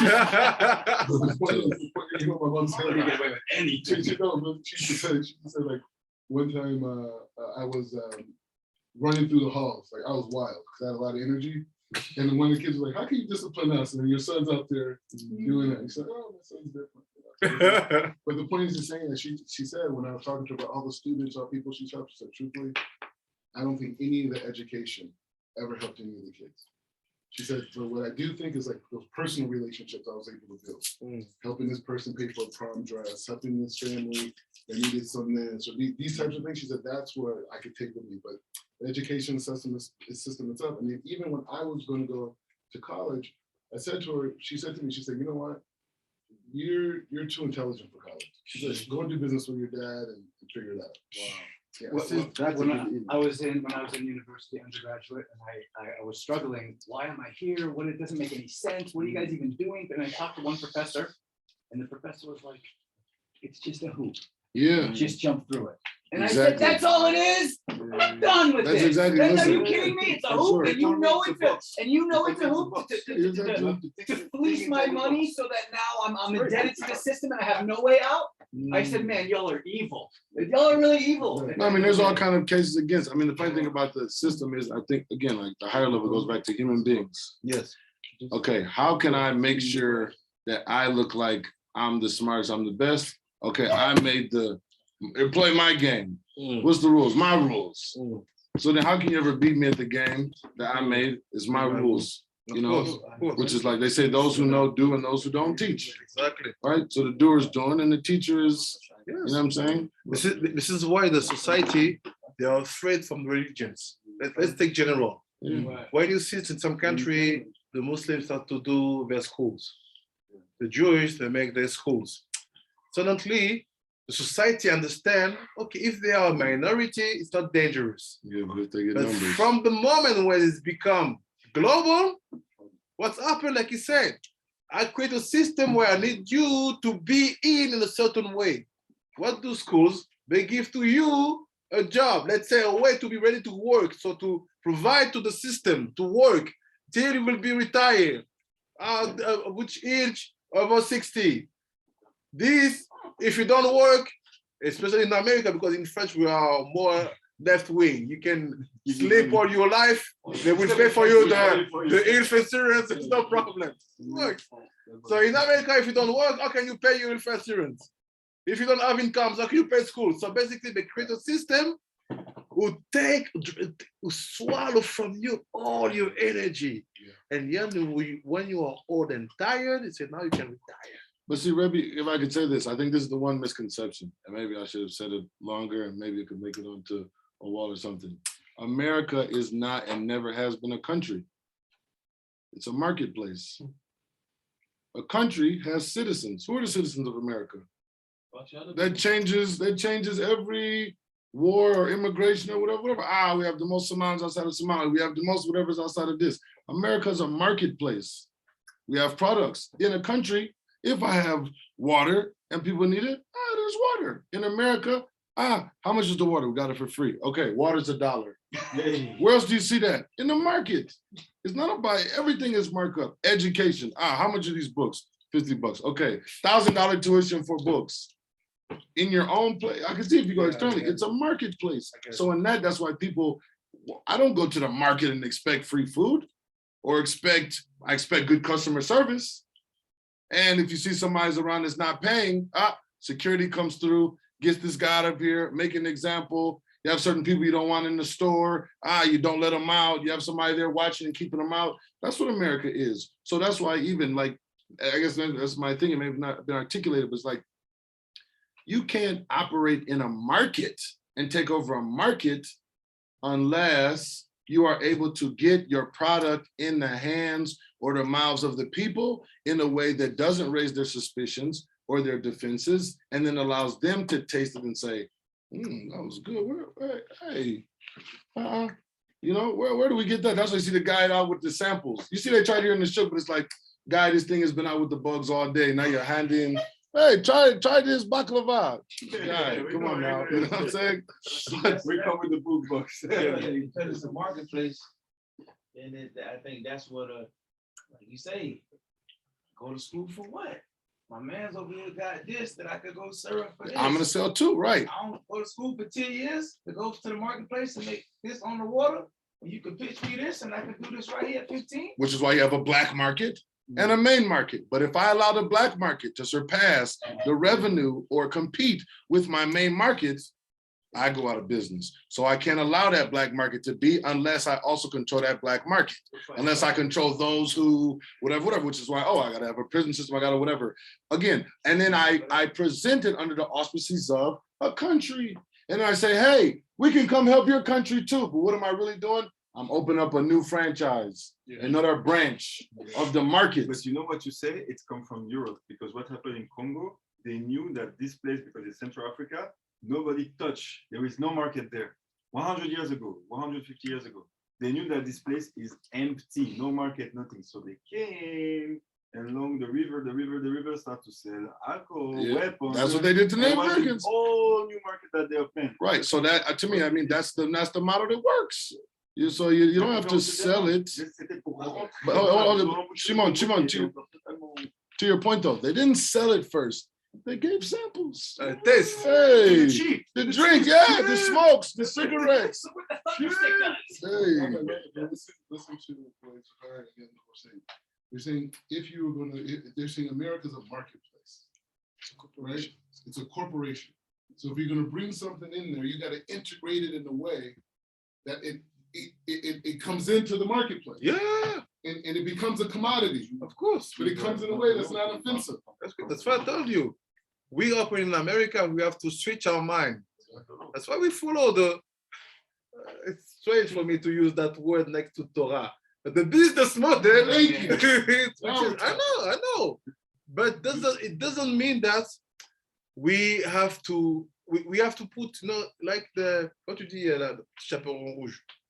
The little red, cherry on top. Story with the wolf. She Little was Red Riding Hood. She was putting small things on the way like this. You know how to cover, because when you start, the system is powerful. Even if your intention are good, if you don't put a string to hold you, it's like you want to go down, down, down. You don't have a string, you will be lost because they will blind you with the money. So, no, we all came with ideology. Don't worry. Or they'll burden you. So, look, first billion banks. Why do I have to go back to Israel? No, it's not even that. It's not even that, Rabbi. It's just, hey, you need to go speak to the tax people. Okay. I won't be here today. Tomorrow, hey, you have to speak to the real estate guy. He wants to. Okay, and before you know it, yeah. I wonder, you Americans, why every discussion, everything in America is In God we trust. In God we trust. if you are rich, you're a dollar. If you're stupid, you're a dollar. If you Can I answer in the shortest sentence? Because it's a market, and what can you buy in a market without a dollar? That means that they don't have nothing else. It's a market. If you go to the mall with no money, what are you gonna buy? Nothing else. He said there is no don't have, Yeah, it's a market. There's no Hawk Mother store. Become a commodity. Mm. That's the hispashu. But how to do? It Because has to go all the way to the bottom. in Europe, What Jews does were that not look like? allowed It looks like to be the part of business corporations. model. They made their own businesses. Yeah, that's what we did. Right. Was crap. Remember, people used to sell like schools, like in it was crazy. I mean, that's the start. That's the start. It can never be grand. Never be grand to begin with. African Americans in America start. What does God stand for? Guns, gold, oil, drugs. The opium trade built the British Empire. Guns, gold, oil, and drugs. But then that's God. What you just said, the Americans say like the Jews built it. Your ass is like, I mean, if you take a fish out of the water, it's still a fish. You gotta replace it with something. So you're like, yes, money, but what if you don't give us that? What we doing? You know what I'm saying? Not a one solid religion. Yeah, Rabbi Benjamin, did you get what I'm saying? America's not a country, that's why it's a market. So what can you do in the mall if you don't have money to buy? You can't get snacks, you can't get a shirt, you can't pay for the bus to get there. America is not a country, it's a market, everything costs. You said it's empty. Yeah, of course. Yeah, exactly. I'm saying that's what the story is. I think what he says is like, sit down and have people who actually have purchase. Yes. You see, but talk about to contribute. So, but this is my point though. The presumption then is who is an American, and that's what the first thing I said. There are no citizens of this country. There's either people that work at the store, or there's people that are loitering, or it's people that did a pop up or whatever. You know what I'm saying? But like you said, you have citizens from certain places, and then you have those that were made and built. And I would say you can see that even in each country that they call these police states. In Israel, you can see Israelis. And what is an Israeli? They're soldiers, they're blah, blah, blah, blah, blah. They're a different breed of human being than anywhere else in the world because they were created and made here into the assembly plants. Their identity is tied to the corporation. And that's in each country we see police states. I will begin to answer to your question. Why the dollar? Remember what we saw before money month? That the money, your money, is the external expression of your soul. I don't want to come in there because This is the point. So we get it. It means that when you get people in the system of coin and money, you get them second, you get them soul. You get them soul. I don't want to say that the people don't have nothing except nothing. But which people? Because the dollar. Which people though? It's a complete externalization. Yeah, There's yeah. nothing internal anymore. Right, Benjamin, I'm asking which people, right? So who's the American? Am I American? You know, they did No, better this than is that. why- This is why I say it's Because we're in the chapter of intelligence. Yes. Look what the system did, because I have deep love for the Americans. People know it. I grew up thanks to American culture. I had models and see myself in the positive way thanks to American cultures. But the system is like this. Is basically all the purpose was to create what we call the GAFA, the Google, Facebook, it's become richer than states. Yeah, bigger It's population. transnational states. Yeah, Facebook. They for tell sure. you, we have no private borders. I can choose who's gonna be your president in the small region of my Facebook country. So let's be honest now. Let's those people show up and say, okay, we are ruling over states, and maybe those big corporations, like, why they hide? Why they still say, oh, we have countries and borders? Because you always consider the image. Yeah, but at one point they will have to show up and say, Why? No. Here's the thing. First of all, in America, the issue is this is what I did like on my MBA focus, like repatriation of assets. Meaning, why is Apple an American company? No, they're not. They're a Northern Ireland company, incorporation-wise, and they lease the technology to the American entity, so they don't have to pay taxes on the profits and the things. So all the major American corporations are not American corporations. They just have American offices. They lease the technology from a place with the lowest corporate tax rate, which is why the whole fight with Trump or whatever was, how do we lower the corporate tax rate to make things more attractive to these companies, corporations, and businesses, right? Because again, once you get into the money game, it's like, well, I'm gonna go wherever the money's going. That's why everyone has something in Switzerland. That's why every blah blah. That's why in America, okay, you have something in Delaware because it's the right. That's the whole, That's the other thing. So this is the secret. Is like to understand that what changed this series of letters is the Noun. This is the Noun. It's when our intelligence is not built and roots on the sincerity and the truth.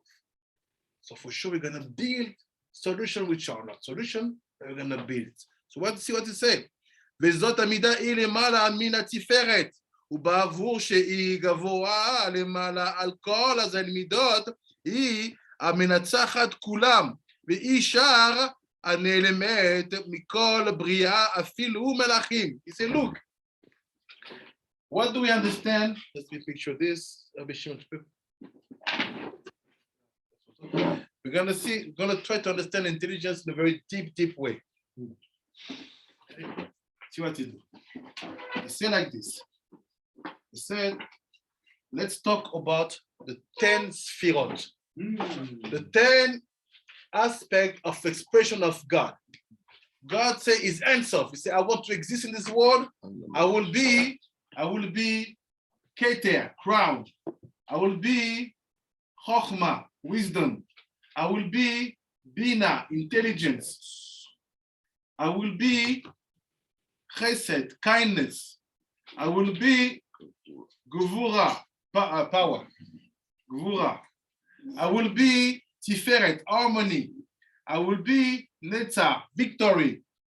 I will be Hod. Clairvoyant. Clairvoyant. I will be Yesod, foundation. And I will be Malchut, kingship. Okay. We know that the three are separate, are divided from the 7. On sait que les 3 sont divisés des 7. And here is the place where all the problems start because they're broken. They couldn't sustain by themselves. Because at the beginning, they were not like this, they were one on the other. Domination. After they talk to them, say, you know what, you have to change. Someone take the right wing, someone the left wing, someone be in the middle. Like this, you can be able to support the light of God and stuff. So I say, you know what? He said, if you play chess game and someone asks to you, what is the place to be or the place to conquer and to be sure that you're going to win? Si quelqu'un te dit, viens, on fait au jeu d'essai, quelle est la place à combien de pression de gagner? C'est intelligence. Why? Because this is the last step before you start to rule on the 7. What is the 7? We know that inside of each character, we have 10 variations. We have the 70 nations. You want to rule over the 70 nations, be the place of intelligence. So I have a question, why is not that? That is here only when Keter disappear. They are connected. So what happened? He said, Intelligence is the place where everything's happen. It's like we are fighting now. Everybody knows that you have to get Kiev. If you had Kiev, you're gonna get Ukraine. And Putin was clever. Let's say he bombed the nuclear station. Yeah. Bombed it. And I control it. And I say, you know what, the guys? You have sanctions, right?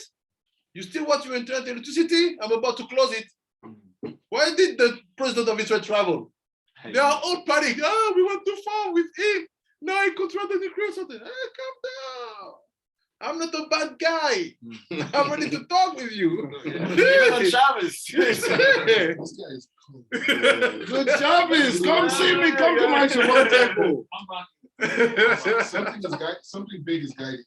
Yes. He's cold and he's not. He's not in clear. emotions. He's clear. He took all the sanction. Someone hot, what will be done by removing from the SWIFT system? It could in 1 second close all the oil transactions. They let it happen. He had a plan. I'm gonna get that nuclear station.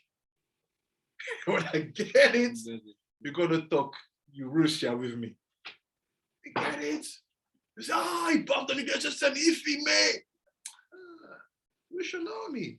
If I want to bomb here, not here, I know what to do. Because if I want to bomb your civilized bomb also. Now I get it. So it's the same thing here. This is the Kiev. Tu dois avoir ton droit. All the fight happened here because intelligence is the only one who can go down. This is the only way you can talk to the 70 nations. Because all the nations that we have now in UN, we are maybe 260 nations. In the Torah, they say there are actually 70 people. After, they divided, this family go there, but 70. You want to talk to them, it's only through intelligence.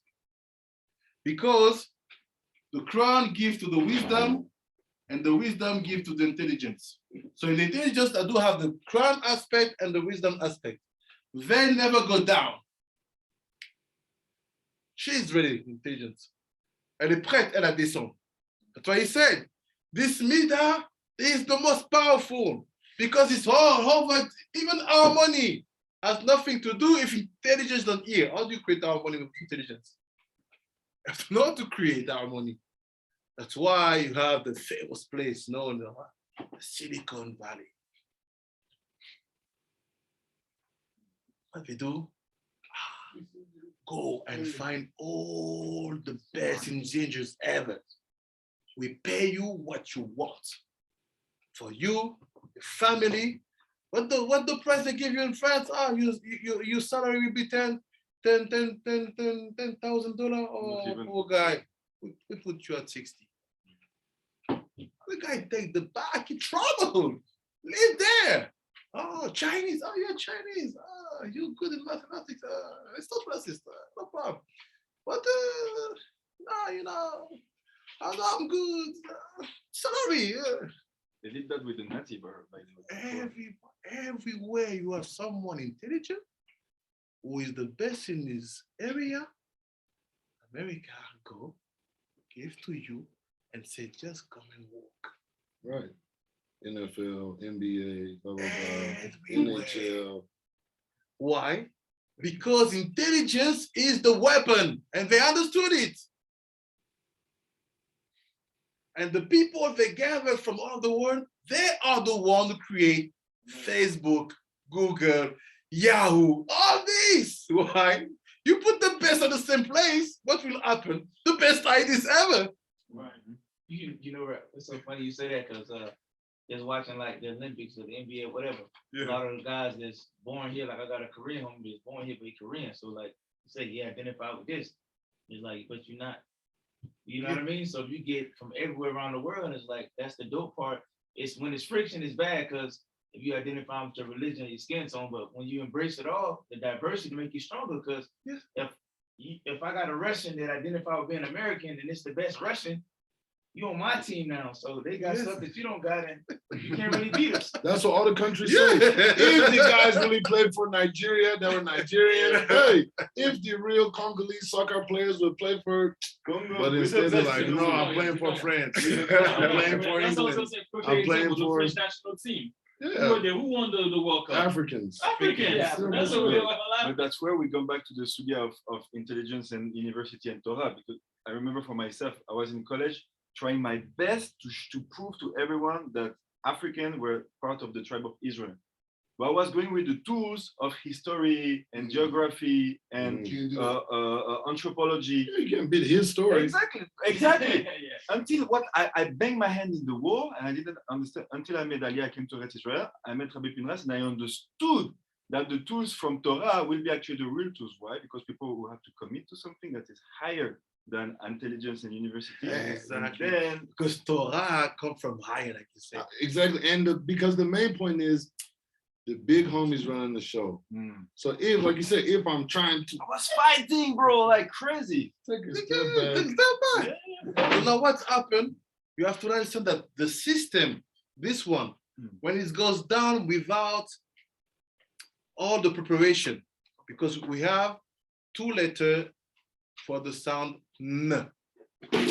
We have this one is one, it's in the beginning of the word or in the middle of a word. But when the sound N is at the end of the word, it's like this. It goes down. So now what's happened? Intelligence is, in that case, is violent. Why violent? You see that kid of 50, 60 years old. He's a little bit, not stable, So now you will clean. Go learn some cleaning. What? In one word, that advisor talk about what will be your life. He can say, you will be that. You will be that. You have no option because your level of intelligence is too small. So in our system, it's better for you to learn how to clean, how to cook, how to fix cars. When I was working in a college, comment tu dis un surveillant? Yeah, like home security. Well, it's not No, security, like, Campus patrol. Yeah. the nice guy. All my work was, wasn't just at that time. I was talking to the people, say, you are not what they are telling you. Because I remember it was my PhD, so you have to, I said, don't let them define who you are. And especially that young Jews, what they have told me that I have to learn how to do computer. So no, just to fix computer. So what's your dream? Sound like the guys. My dream is here. Order. My dream is here. I said, this education system, it's violence because you made state, you have the neighborhood. If you have to go to high school and 5 level, it will give you a status in the society. And this, you ill with that jacket. Prison! Why? So, you are not like them. Who? The guy of the hood. What did he do? No, this guy, no diploma. And now the diploma define what is a man. Yeah. And those school like Princeton and stuff, I don't know in America, but in Switzerland, if when you go to college, there is fraternities. Of course. Those fraternities, they have people to go to the lodge after that. But if you want to go to the fraternity, your father must be part of the fraternity. Yeah. The father of the fraternity. Yeah. You know what's so funny? You remember you looked on my Instagram page and you see that Harvard thing? Yeah. So it's a music executive, and I was just studying him, and it said he graduated from Harvard. And I know everything about this guy. And I was like, when did you do that? How you get the time for that? Swiss beat? No, this was after, but he found out about it too. So what happened was LA Reid.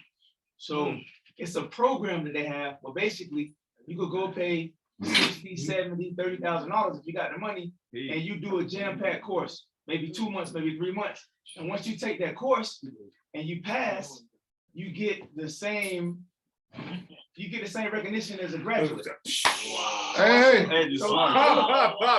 you're not the only one now. So I said to myself, I said, man, you know, my level of intelligence, like I said, I think I'm pretty smart, but I don't know if I'm that bright. What I'm gonna do, I'm gonna just take, it was like $7,500 for the weekend, which feels a lot. Yeah. So me and my homie went, he looked like you. We went in this class, paid $15,000 for 3 days. So I wanted to sample it first to see, test this out, and then pick a time where I could block out 3 months to do this. But again, I just did it because I'm like, okay, just to get in this club, Yes. right? So we go for the 3 days, and again, of course, we the only 2 black guys in there, especially where we from. You got 12 people from Visa, all these big corporations, billion-dollar businesses from all over the world, like 30 people. I kid you not. It was a little bit intimidating at first, but then I just snapped back to what I know. Just be me, do my thing. The whole time, everybody in there was questioning us. They was asking us. Because they know you have a talent. They was, and I'm, By themselves. this was the inspector, this and that. And then again, it was just reconfirmation. Like you said, it was like at the end of the day, nobody knows everything. But I find it weird. I'm like, well, I guess I'm glad I didn't go spend $70,000 for, because even the lady when she taught us, it's just like, I just feel like it's a certain amount of information that you just get in just to wave the flag and say, and to puff out your chest, like you just mentioned. And for me, it was just it just brought like a I have my Harvard certificate now Okay. on Jewish studies. You're in the club. During the pandemic, my guys like, hey, they're doing classes, blah blah blah, Harvard. I'm like, what? Judaism?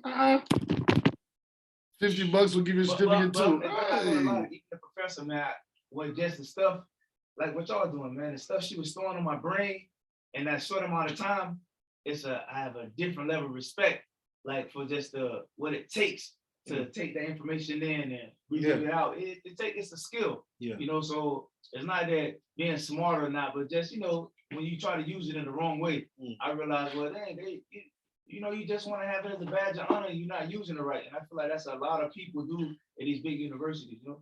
What are you talking about? Torah Lishma, no? Yes.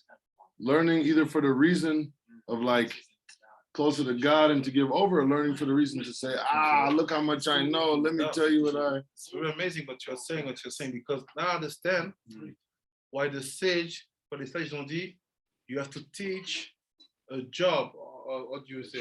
Trade to your child. Yep. Meaning, if you don't do that, What can we another do? system will do it for you. They'll tell you, you know what? You need a job. Why you pay the bills?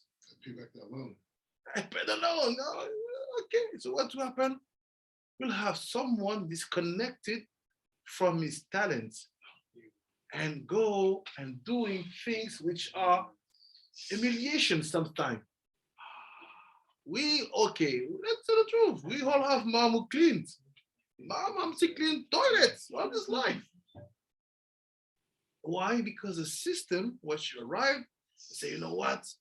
When you arrive in this country and you are over 40, you have kids, we have no school for you. We have nothing to give to you, no intelligence. Only some fighter, you know, they arrive, they are mom, they are 40, they have 5 kids, they take that 9th course and they fight this law, they forgot, 1, 2 per year. They succeed to say, you know what, I become doctor. It's just a small example. But what they did with our parents, for example, in France, they put them in a box. They are now over 70, they have no money saved.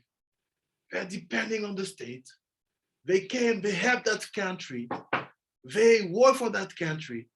But just because you came too late, your system is very violent. You cannot learn. No, you came from a system in Africa at the same level. You know what? Just do clean. But we are not like that. On n'est pas comme ça. We say, even like Rabbi like to say, you can come at 40. You never knew that this letter is called Noun. You can become the greats of the generation. So Rabbi, I got a question, because that's the thing, like me and my friend, we knew maybe everybody in this room, they may be more intelligent than us, but we know we have something they don't have. So you may be smarter than us. So is this a level of wisdom that we had to where? Exactly. Because wisdom feeds intelligence. What is wisdom? Is to understand how things works and just to do. This intelligence is to explain to someone the way to use something in your way to use it. Intelligence is just giving you that thing. But the guy, for example, let's take Avishai. Very talented in music. He has comme tu dis, oreille absolue. The musical ear. It means that you put the music, you give him a guitar, he say, la, do. It's good. And I talked to him, say, did you do solfège? How do you say solfège? Music school. Music school. You know, when the teacher to read the parchment, I say, no. When I was in front of this, I was feeling that I was killing my skills. I didn't want to be someone who can only play music if he has in front of him something written. So I said, he said, he worked every time about his ears. And he can do everything. And at the end, he can tell you which note it is. This is wisdom.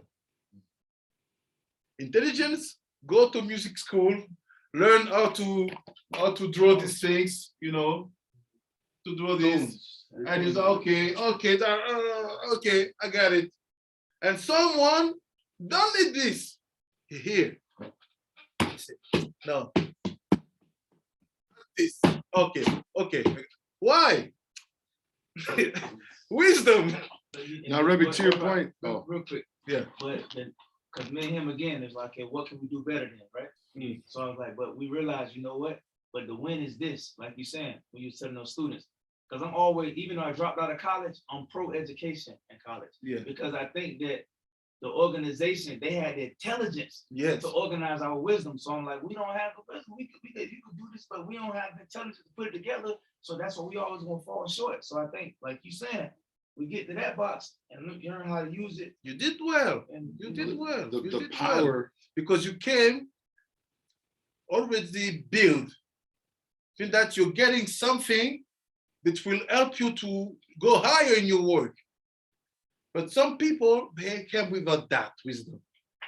And they want to be built only from A to Z by the system. They are the people going to be jealous when they see that the real self-made men who didn't study music school at all, they can make you dance. And you like it. You say, what did you study? Oh, you know, That's like what this. he said. Church. It's in church. I pray like this. I took time, I start to play, and they are jealous from that. Why? Because they know that it's an expression of wisdom. And we know that wisdom is, this place is the higher level of prophecy. Prophecy, it's here. But when you bring it here, it's called, how can I translate it? Chazon. Vision. When you mix prophecy level with wisdom, you have visions. Yeah. And many people, like you artists, you hear, you visualize a sound, or you hear something, and you go. You can see it. Yeah. That's it. And ears know, this is good, but it cannot be taught. And you're right. If I want to produce a society where people will be talented, I have to create a system where everybody can get the same information and to build themselves other skills. So we have to crack it intelligence. So there's something good in music schools. But the real music schools, we have to integrate. Yeah. At the same level, this one who had 10 years of music school behind him, and also this one was just talented. Rabbi, you know, I mean, I think that's the beauty of the Torah, because it's like, obviously certain people have God-given talents or got certain trainings before they whatever. But what the Torah always teaches is no matter what, you have to have a Seder for learning all your days, all your life, sharpening your blade, whether you were fast when you first got here or slow, pronounce it right, not pronounce it right. And I think that was one of the life-changing things for me, that, okay, we have a blessing to eat bread, we have a blessing to drink wine, something you have to say before you do, right? The results of what you do is up to the whoever. So there's a blessing on learning Torah, meaning like, I'm gonna put forth my effort.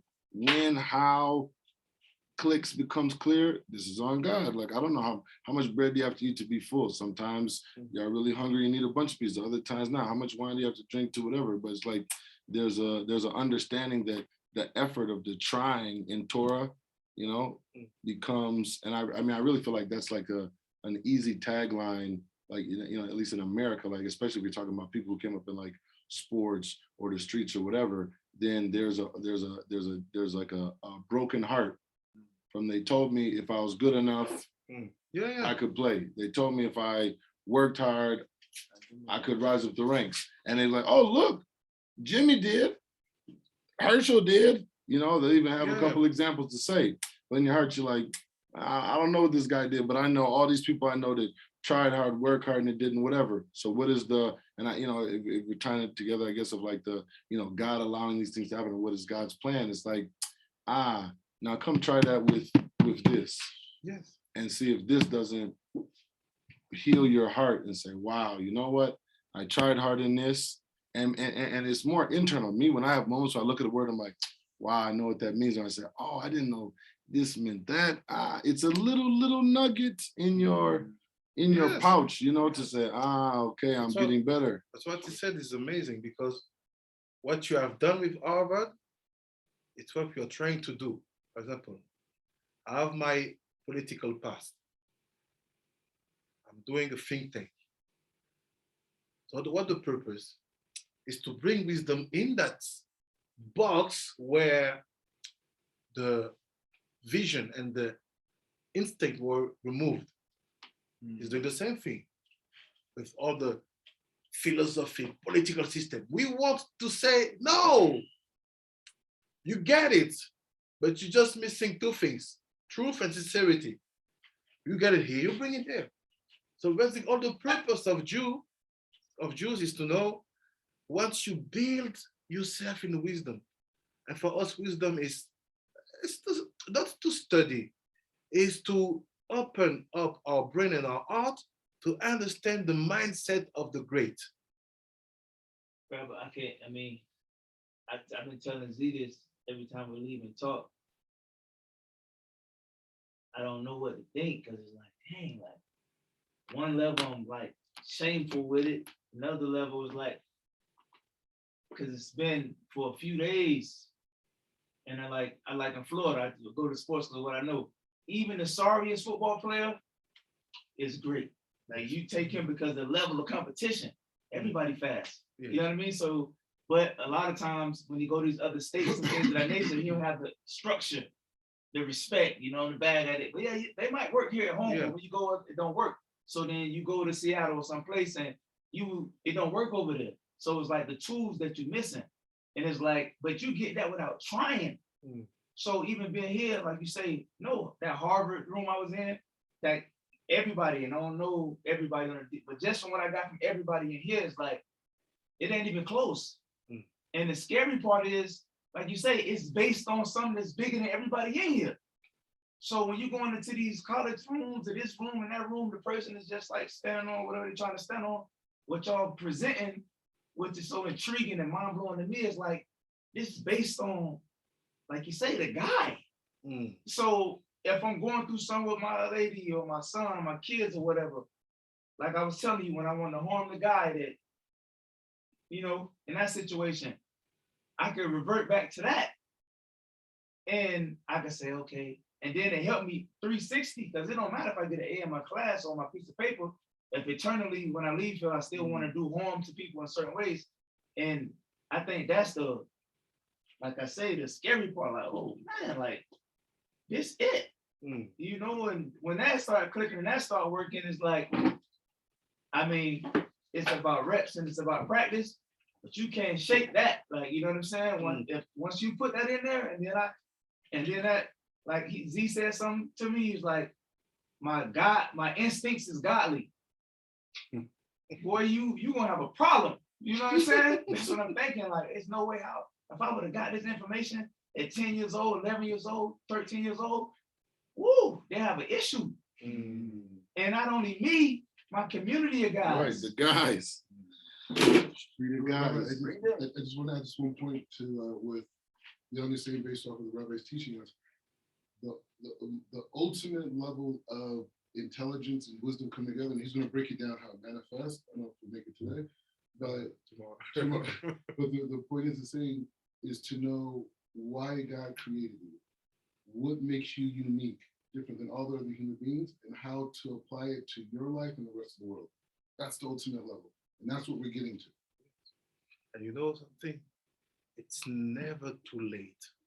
Right. And even that small fear about why now, why all this, it's healthy. Why is the proof that you are starting a process of actions? It's like because after we forget, but like the first Torah class you're gonna give, you have that fear. Oh, no, I have no choice. Now people are gonna listen to me. Or you open the barbershop, the first haircut. You say, okay, now start. The guy's here. Go. Okay, but it's good. It means that you have enough information, and how clever you are, for sure, you will process, and you will find exactly how to build yourself in that place. Because, like you said, sincerity, but I'm in my place, he's in his place. We are individuals, even if we're a group. It's important that everybody exists according to his own perspective, his own objective, his own tasks. And it's never too late, never, because maybe before 10 years, you have done a lot, but not like now, because now you're powerful. Right. Now you're powerful, and the choice you do now, they are not like a underdog who have to prove. You have nothing to prove. So it will make your actions much more bishma, as you can say. Yeah, for the sake of heaven. Sake of Righteous, holy, intentional. Genuine. Yeah. It's not like, okay, no, because if I do that, I will get some. No. If you'd have came at 10, where would you have gone, right? Like, it wasn't here, it wasn't ready yet. The beautiful thing is, it's like everyone in this room is living that like same thing. Like, nobody had it at 10, 11, 20. I guess Akiva left, so Akiva was like, like a special guy. But you see how special works out. You know what I'm saying? But it's like, the timing of it is also part of the greater impact on the rest of all that God is organizing on the chessboard. So I don't move this piece yet until I'm at that stage of the game to say, now bring out the rook, now move the knight, now castle, now open with the queen. Now I used to think about this a lot, that what if I was born in a religious home and I was, you're raised with the Gemara, and you have it all, and be like, man, I would be so big, right? Because we're coming from how the Torah hits now and thinking, but if I had this 40 years ago, what could it be? And I think it's a bit of a mistake, because if you get the Torah right away, it doesn't hit like it hits now. It's hitting now because we have all this experience of the opposite of the Torah to put it into perspective and relief. And so now when we see what truth is, we know what not truth is. But the guy that's just born into the Torah, it's like the fish. You ask the fish, what's water? He goes, water? What are you talking about? But you ask the fish that jump out of the water what the water is, and he goes, oh, I'll tell you all about it. I'll tell you what's up there. It's not like this. You can't breathe it. Like he knows the distinction. So I used to think about this a lot, and it was like a little bit of a Yetzer Hara. It was like kind of dragged me down a little bit. Like, oh, You say it was like an inclination to like put me down. And there was a big Rosh Hashiva came at Aish once, and he said, if you pay attention, the serious Bali Tshuva, the serious people that are coming back to Torah late in life, or the converts, they always catch up. How do they catch up to the FFBs? The FFBs, they can boom, boom, boom. They know this. They know all. The words aren't difficult for them. but it's that experience that wasn't Torah, but it's really, really the deepest level of Torah because it allows us to appreciate what the Torah is. Where you look at some of these religious people that they have it, and then don't envy them because they're in a very, very difficult place. They don't really know what the Torah is. They just have it. They have it. I would disagree with both of them. I would say I agree with the sentiment, but I would say that the true learning of Lishma is to see that God was teaching you Torah 10, 15 years ago. That's what I was gonna say. The vessel itself. Remember we was talking on the phone. I said if you have a 1 liter bottle and a 2-gallon container, and the 1 liter bottle already has spring water in it, and the 2-gallon container has pop. Which one has more water? The liter. Okay. But what happens when that 2-gallon jug gets poured out and gets koshered, gets cleaned, and get filled with water? This is like 7 times more water than the liter. Why? The capacity was different to begin with. Just had to go through the process. You can't kosher a vessel that's not made yet. Once the vessel's made, now you can put it through the process of purifying it. And now the capacity it has is like, wow, this is a huge vessel. That was known the whole time by the master designer. I need some water to have on the table. Yeah, okay. But we're gonna need a big jug eventually. So how do I prepare these big jugs? Well, I can't have no water on the table, so there's water on the table. But this jug, I have to get it ready and get it prepared. And now you can't compare these two. This is a liter of water. We keep having to refill these, get more of these. You know what I'm saying? The gallon jugs, the 2-gallon jugs. And then look what something very, very important. I'm gonna finish on this point. Say, look, say intelligence is dominant. It's much more higher than kindness, power, harmony, victory. Do you see clairvoyance? You say Clairvoyance, deep inside. Deep inside. Foundations, kingship is intelligence much more higher than that. L'intelligence c'est plus grand que ça. He said, על כל זן מידות היא נמצאת כולם. והיא שער הנעלמת. He said, it's the hidden gate. C'est la porte cachée, meaning that all the things we hear about conspirations, the Illuminatis, what does it mean? People always know that the intelligence I'm seeing is not the final thing. Something is hidden. It's normal. It's written here in our text. On sait toujours que l'intelligence qu'on voit exprimer, on dit qu'il y a quelque chose derrière. How it comes from is the perfect expression of these things. Real intelligence is never totally exposed. You always have a corner being hidden. Even if you are in the Illuminatis, you are some group you don't know exists. It's not like this. L'intelligence, ça s'exprime par le fait d'être caché. It expressed by the fact of being hidden. Mais כולם, נעלמת מכל. בריאה אפילו מלאכי. It's hidden from all the creations, all the creatures, and also the angels. What?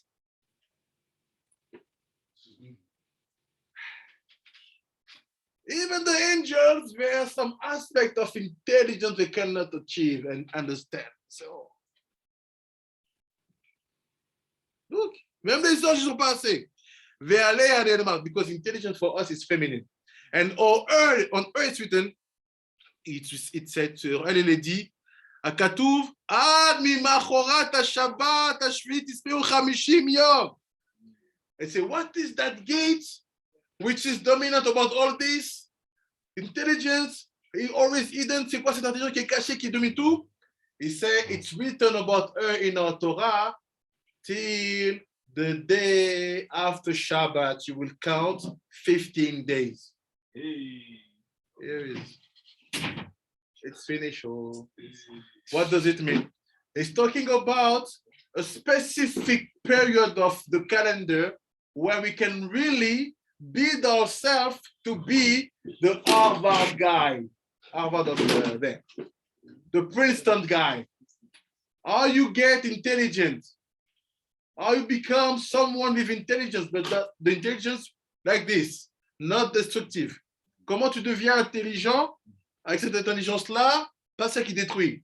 He said this is the 15 days between Pesach and Shavuot, or if you want, between Passover and Shavuot, it's the day when we receive the Torah. It's the anniversary of death of the King David. You have 15 days. 50 days. So what does it mean? So you know what? The time and this period is built to give to you intelligence. So what? Say yes. So how do I get it? I have a school, I have a seminar? No. You just count every single day. What? Yes. Oh, today is the day 1 among the 50s. Tomorrow is the day 2 among the 50s. Just this? Yes. Okay. What does it mean? Say, you know what? The master of Kabbalah, the creator of Kabbalah, like I just said, the secret beyond this is the people of Ham. How? How? Because how it's happened, we count, we keep this name. We call it the counting of the Omer. Sfirat HaOmer. You have to count from 1 to 50. But actually we count 45 because that 50 we don't count. Hashem is counting. And Aragado said, what's this 49? It's Ham with the Kolel. It's Ham.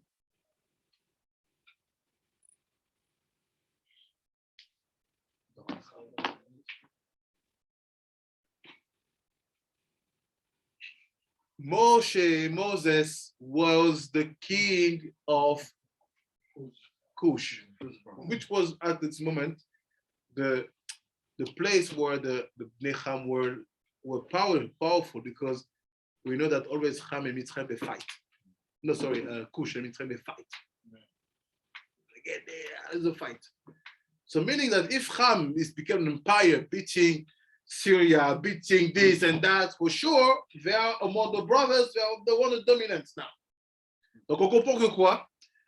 The dimension of intelligence that Moshe achieved, because we say Moses was the wisest, and also how? Because he achieved the 50 gates. How did he get it?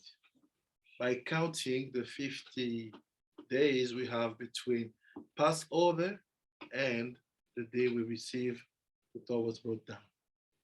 How do I do this? Just I count. And you can see we have in our book, prayers book, day 1, day 2, after 7 days, first week, we count. And we have to count just before the sunset. 2 days, the day 4, these days, just like this. What does it mean? And I will finish on that. Ça veut dire quoi? It means that there is intelligence and intelligence. Il y a intelligence et intelligence. There is intelligence exposed. This one with books and system. You arrive in the morning, the first day of the class, telling you, know what, here's the program for the year. The first semester, we're going to study these topics. Here are the books. Here are what you have to know. Here are the purposes, exam in 3 months. This is exposed. Everybody has access to it. And everybody understands how to get it, that intelligence.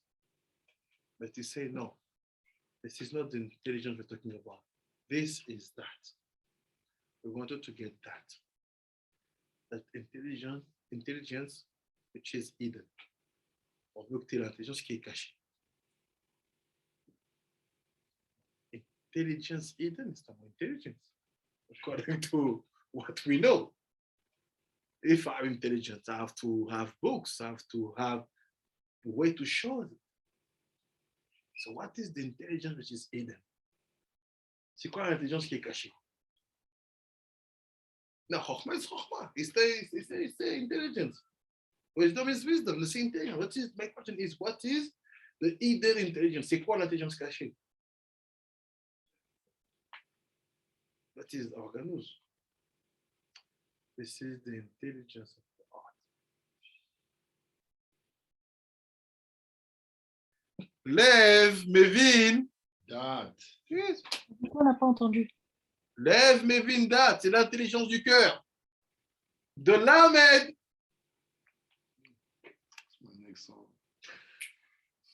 Oh, and the escape from the proper. Toda. Meaning, he said the real intelligence is like this. I have informations, I acquire information, books. But not books that mainstream books. Books you're gonna search because you want a certain form of expression. You know, it's like the guy who studied economy. He said, "No, everybody go to the capital of Marx." No. I want the book of this guy who was the enemy of Marx and said the opposite. He was talking about liberalism in another way. Why? Because I feel that there are something. When you start to search, this is like even the school, they know it. When you see that the student is ready, when they know how to go and grab informations. You give the course in the university, and you read this homework. He's quoting book that you didn't told him at all. You know, this one is ready. Because he went to get hidden things. This is the first definition of hidden. C'est la première définition du truc caché. C'est how to go get information. That's why people, they cannot tell us anything. Why? Because we go grab in the old books. We are not using the mainstream books. Who studied maybe a few groups.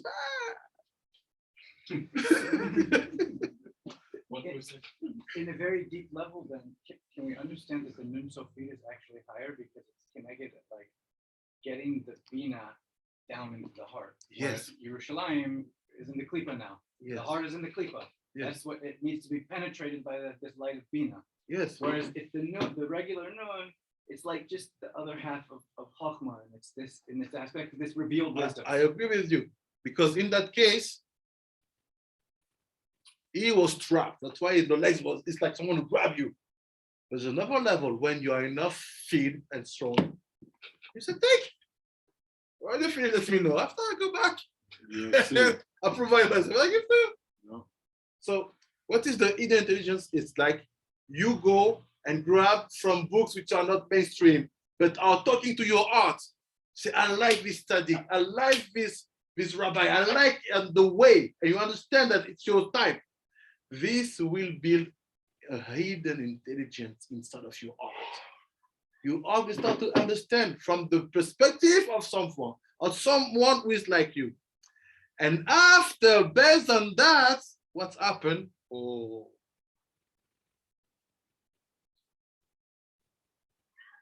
So what is Ham? It's hot. Hot, boiling. That's why because we're hot, boiling. What does it mean? What's the connection between this aspect of boiling, it's called aspect de Ham, and hidden intelligence? L'intelligence cachée. Because when you start to figure out how to get to this hidden intelligence, you look by yourself with your heart, you become hot. And that's the point that the Chachamim, they want. So you think that we have to stay hot? No, we have to. We're not hot in the sense to just burn up everything, but to get to that point that we have the desire, the fire to go and look and the opposite. That fire, you have it from your birth. You see yourself. Who can handle you? We saw you dance. That was Hogma. That was what we saw. Nobody teach me. The guy went so low. I said, how did you say? How did you do? Look at you wake up. Nobody teach me. No, it said that you're already hot. You have to bring yourself to the level of hidden intelligence. What's wrong with intelligence? You want to show off. You know that? Like the French President Sarkozy. You feel like the guy, he now that he's strong, he just want to show you by the word you're gonna use, you know, that old English, you know. The guy speak like Shakespeare. Wow. Big words. Instead of saying, yeah, I want to drink, so can you please bring me some element who can refresh my body? Okay, you want water? We call it fancy dribbling. Exactly. Fancy dribbling. Where's your point? Don't do the best. This is that. You feel that the guy want to show up, but when the intelligence is hidden, which is the tikkun of Ham, because what's wrong with all the people of Africa, we expose too much. Look at all the empire. We didn't build that aspect of Eden and hiding our treasures, our knowledge. In Egypt, in the time of the Kemite, all the war was coming. For sure, we made some filter that we gave. You want to understand mathematics? Pythagoras, great.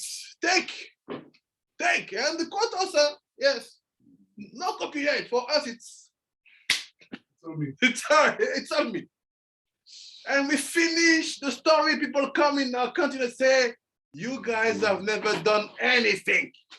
You never entered in the history. What? We were teaching you sage before 2,000 years, and you say, yes, why? Because you forget intelligence has to be hidden. If it's not, it's exposing the nakedness of the Ima. Exactly. And what's the punishment for that?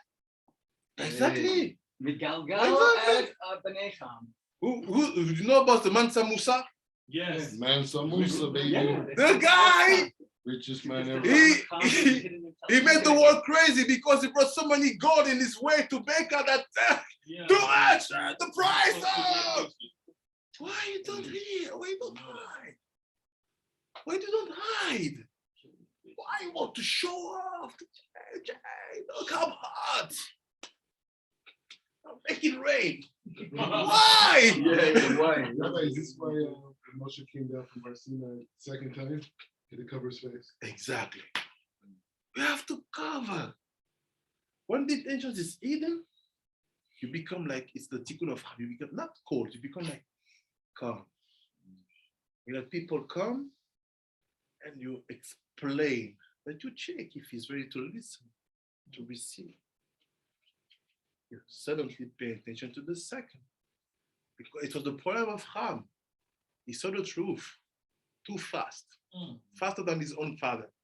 Say, Father, I know you wanted to go with mom, but you were drunk and you lost seeds. Here is I cut it. Oh, wait, ask to me. Why you go straight? Too fast. But all the process, the Kadosh explains, and he say it was right, but too hot. What are some practical ways to check people? Do you have like practical aids on how you check someone? Things to develop this hidden intelligence. Mm-hmm. I know you mentioned finding the books of the people that you connect to and learning them on your own. Yeah. But anything else like Lamaisa on how to develop this? This is for tomorrow, but my point is like this, I think. It's all the difference between being proselyte and keeping the wisdom. If you know how to talk about your truth, and proselyte's not the term, and to exchange with people, like we're doing with Young, we just exchange. My purpose is not to convince him of anything. My purpose is to exchange with him. He receives from me, I receive from him, and to empower my knowledge. It's to know how to connect with the external aspect in the level of faith, but to keep the way you develop all the things a little bit hidden. Meaning, don't expose too fast the things you sweat so much to get. Hydra. Yes. And he said, because if you expose that things which are hidden intelligence to people who don't deserve, what's happened? You reveal the nakedness of your mother. Always to check if people are ready to listen to what you are saying or to receive that information. But tomorrow I'm going to go deep and give more examples. ברוך אדוני עולם אמן ואמן. תודה רבה צדיקים, thank you very much. Désolé pour l'anglais, je sais qu'il parle beaucoup en anglais, mais c'était l'invité. Ça va? Non, ça va, t'inquiète, je suis. Bye bye. Ouais, merci.